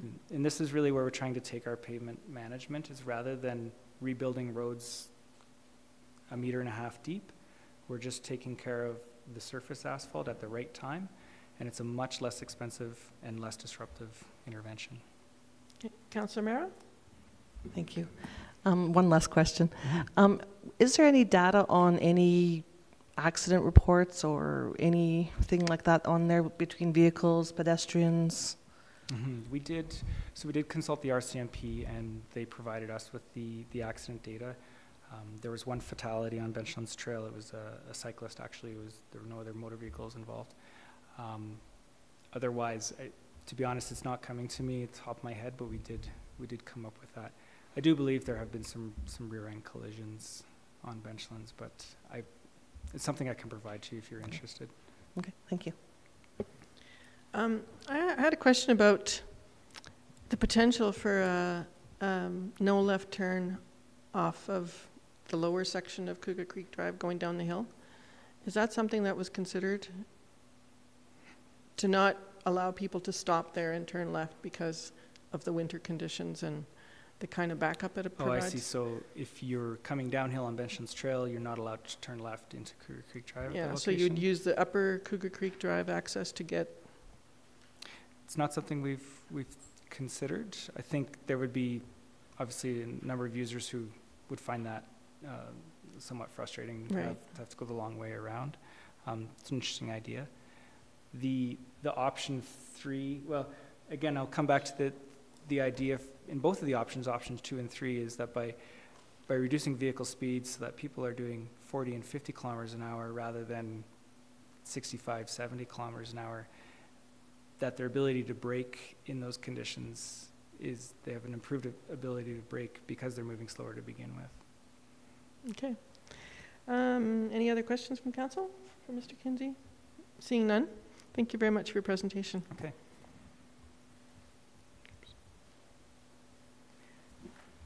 So with that, I will put the motion on the table that council approve a change in scope of capital project 7024, active transportation projects, to include a traffic calming pilot project for Benchlands Trail to inform life cycle rehabilitation. And I'd like to propose an amendment stating based on option 2 as presented. Do we have to vote on the amendment? No, we can just make it all. Okay. So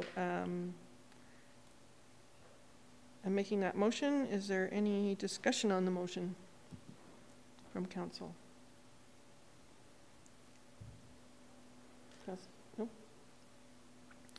No? There's some interesting concept in there for sure, and traffic calming, I think on that section of road is probably warranted. It'll be interesting to see what the community response to it is. One of the things that I think we have to be cognizant of is that when we do a pilot, we need to complete the pilot. And I know that some people might feel inconvenienced at the beginning of a pilot.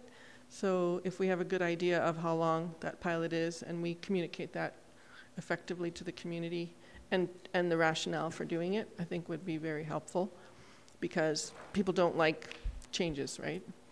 And that's a significant area of town with the bus traffic from the schools, et cetera. And as you said, July 1st, we'll see some traffic, but we're going to see the traffic situation change quite dramatically there. Because going from a school environment and a school time frame to a summer environment, I guess we'll be able to see the differences and the traffic use. So I would support this motion because I think it's timely to do it before we do the asphalt rehabilitation. So anybody else like to speak to the motion? Councillor Comfort? Yeah, I think this is going to be an important study to inform the measures that we have to do there. And I'd also like to see something come forward, maybe at committee of the whole, on why photo radar hasn't been prevalent there, because it seems like a logical place for that if you want to. It is another traffic calming measure. Sorry, so, I think you're talking about Lawrence Grassy School for... No, for here. Oh. I think that's what you said. There wasn't... Oh. I think he was referring to Lawrence Grassy School. Oh, okay. I'm sorry. I misunderstood. Are those stats available somewhere? Okay. Can you shoot me an email about them? Thanks. Sorry. No, that's fine. It's good to be clear. Did you say you're supporting? Yes. Okay, thank you. Anybody else? Councillor Hillstead?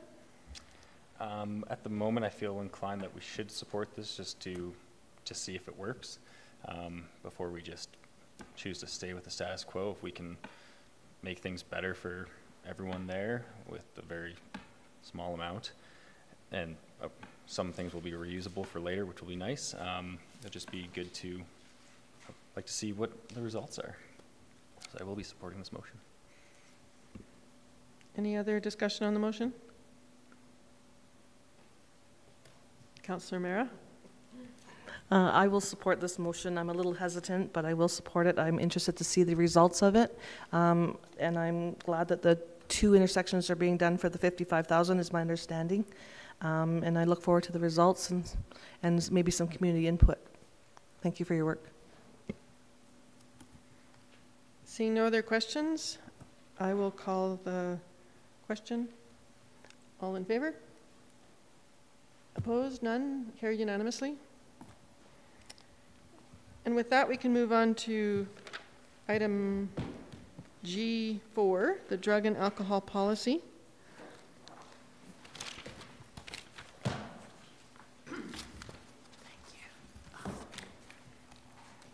To be presented by Ms. Therese Rogers, the Manager of Human Resources. Sorry.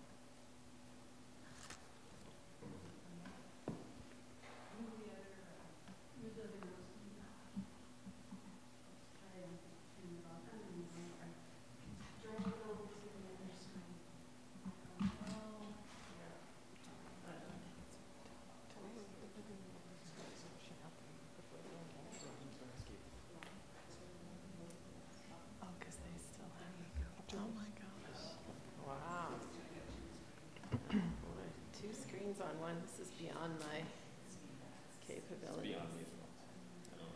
All right, well, okay.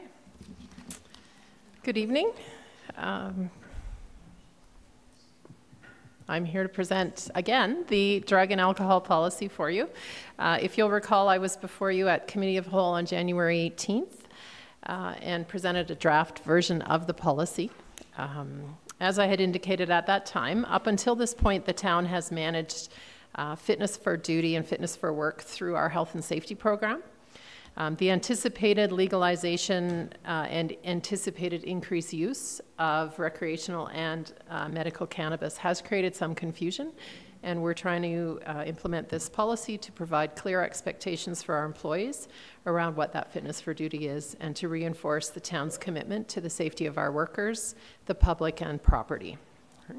In addition to the engagement that occurred in the development of the initial draft that was presented to you in January, stakeholder engagement has continued. Further discussion has taken place with the Health and Safety Committee, with the town's leadership team, with both of the unions that represent workers in our Streets and Roads Department and also our Fire Department. And I have continued discussions with other municipalities that have policies in place and are making amendments, as well as with the town's legal counsel. Given the input and feedback that we've received since the draft was presented, several changes were made to the policy, and I'll just review those with you on the screen, if I can figure it out.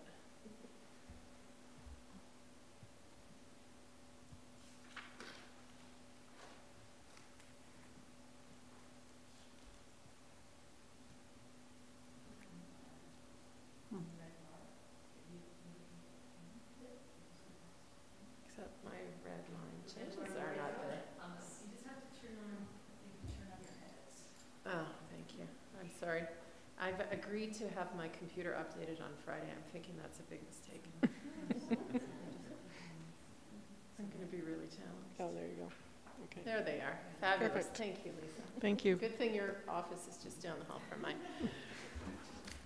One of the areas that seemed to be creating a bit of confusion, and we did have some discussion around that at the committee of the whole meeting, was the words drugs and medication and how they're sometimes used interchangeably. And so what we've done to try to address that is to really differentiate within the policy drugs from medication. And so you'll see in section 3.2, we've taken medication out of the definition of drug, so that the drugs here are referring to illicit drugs, or really anything that can cause adversely affect the way a person thinks, feels, or acts. And then we define further in the policy medication, and to try to keep that clear that that is prescribed, or what I've since learned since this last presentation, authorized. So apparently you can't get a prescription for medical marijuana, but an authorization from a doctor. So just to keep clear on language, we've included that under medication. So we've tried to separate those two there to provide that clarity where we had some confusion before. Those changes continue on to section 4.2. Again, we had a heading of drugs and alcohol. We've now made that drugs, alcohol, and medication so that we can speak to the various items separately. We did want to provide some clarity around possessing or distributing drugs, alcohol, those kinds of things. We did have some questions from staff around, I may at lunch go to the liquor store and get a bottle of wine for my dinner. I'm now in possession of some alcohol, and we wanted to be clear that's not the kind of thing that we're concerned about. What we are looking at is consumption, so it would be using or selling alcohol at work as opposed to being in possession. So again, just a minor change, but hopefully to get that clarity. Okay. Based on a recommendation we had at Committee of the Whole, we just included the statement when alcohol use is appropriate in these settings, and we've added to the town event section, while business hosting or travel. That can be a common undertaking in those circumstances, so we wanted to clarify that that is acceptable. Our travel expenses policy outlines none of those alcohol expenses are covered by the town. Those are personal expenses, but we wanted to make sure that we weren't confusing here and saying they're your own expenses, but you can't have a drink. So that's where we added this statement in.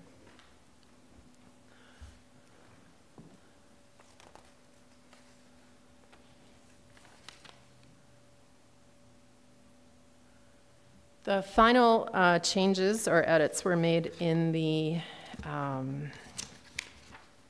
Consequences of Violation Act and section, and there we really just wanted to clarify with a bit of extra wording that typically performance management or discipline occurs in a multi-stage process. That would be the case here as well, unless there has been an incident so serious that the circumstances warrant immediate termination. So we just tried to provide that clarity there. Typical process is a multi-stage disciplinary process, unless there's been an incident serious enough that would require that immediate termination.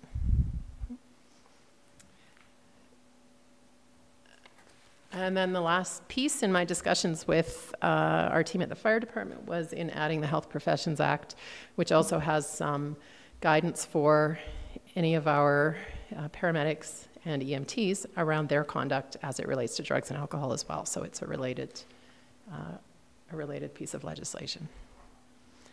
And that was it. So tonight I'm asking for you to approve the drug and alcohol policy as presented here this evening. I'm happy to answer any questions that you might have. Thank you very much for your presentation.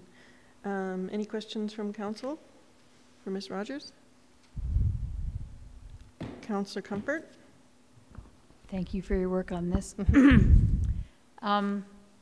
So when you were on CBC with, I think, or somebody was it you? That was me, yes.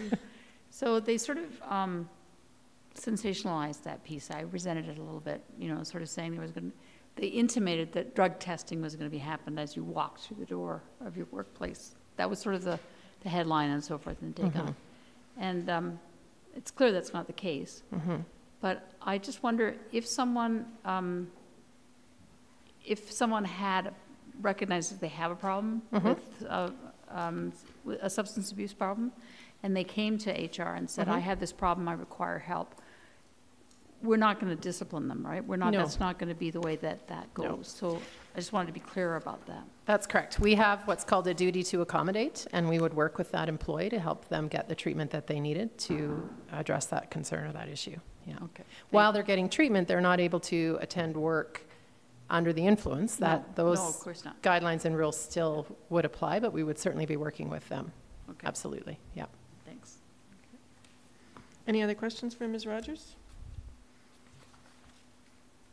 I think we've all had a pretty good chance to look at this bylaw, and I'm really happy that, or this policy, and I'm really happy that you ran it by all those other agencies and people who are affected. Yeah. So bringing back these changes, I think, can give us comfort that we have a good bylaw that, or a good policy that will, appeal to the needs of the people who are affected. So thank you very much for all those changes. I appreciate that. Thank you.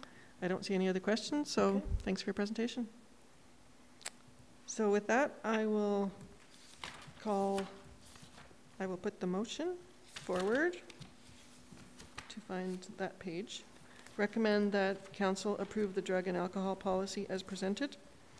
I will be happy to support it. I know the changes are useful and meaningful and valuable, so I would be happy to support your motion. Anyone else? Councillor Mara? Thank you, Deputy Mayor. Thank you for all your work. I appreciate how much time and effort and in research you've done into it, and I too will support this motion. Thank you. Seeing no other discussion, I will call the question. Those in favor? Opposed? Carried unanimously. Thank you. The next item on the agenda is item G5, which is Utilities Budget Amendment. This has an in-camera piece, so I'm going to ask that the agenda be amended, and we bring forward item J1. Notice J1?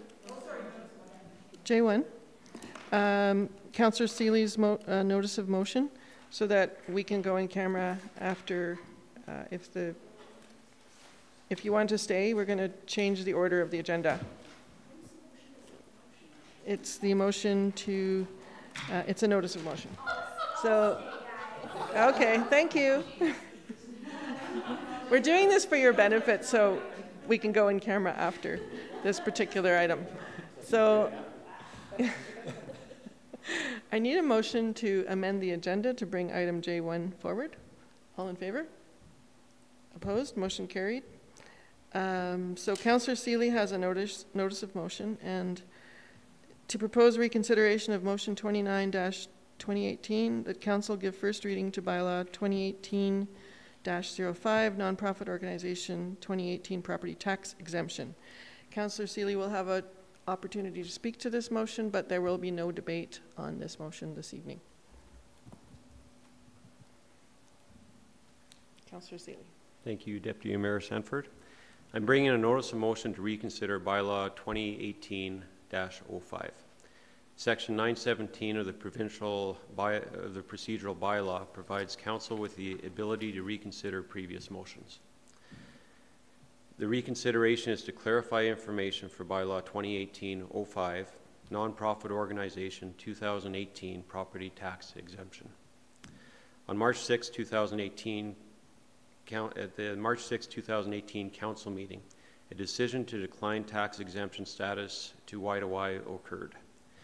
In the staff report, the Yellowstone to Yukon Conservation Society application for tax exemption was recommended by administration. In conversation at council, September 30th application deadline was discussed and became part of council debate. That deadline was tied to the copter application that no longer applied, since Y2Y was not eligible for tax exemption under copter. Therefore, the request was being made under Section 364 of the MGA, which gives council the authority to exempt a nonprofit organization from taxation, but does not have an imposed deadline under the Act or any associated regulation. I believe this new information has become known since the council decision was made. Further, Y2Y is in a similar category to other community nonprofits. U of S, Cause Canada, and the Scope Society have all been approved by council for tax exemption under Section 364 of the MGA. At the April 3rd council meeting, this notice of motion to reconsider bylaw 2018-05 must pass with a 2/3 majority vote. If it is accepted, debate and reconsideration of the bylaw can take place. Councillors will then have an opportunity to provide the applicant and administration with the rationale for their vote. Bylaw 2018-05 will be decided by a majority vote on April 3rd. Thank you, Councillor Seeley. So we'll look forward to that motion on the next council meeting agenda. And with that, I will call the next item on the agenda to come forward. G5, Utilities Budget Amendment. And I believe that we shall be going in camera. Yes, please. To discuss this part of the...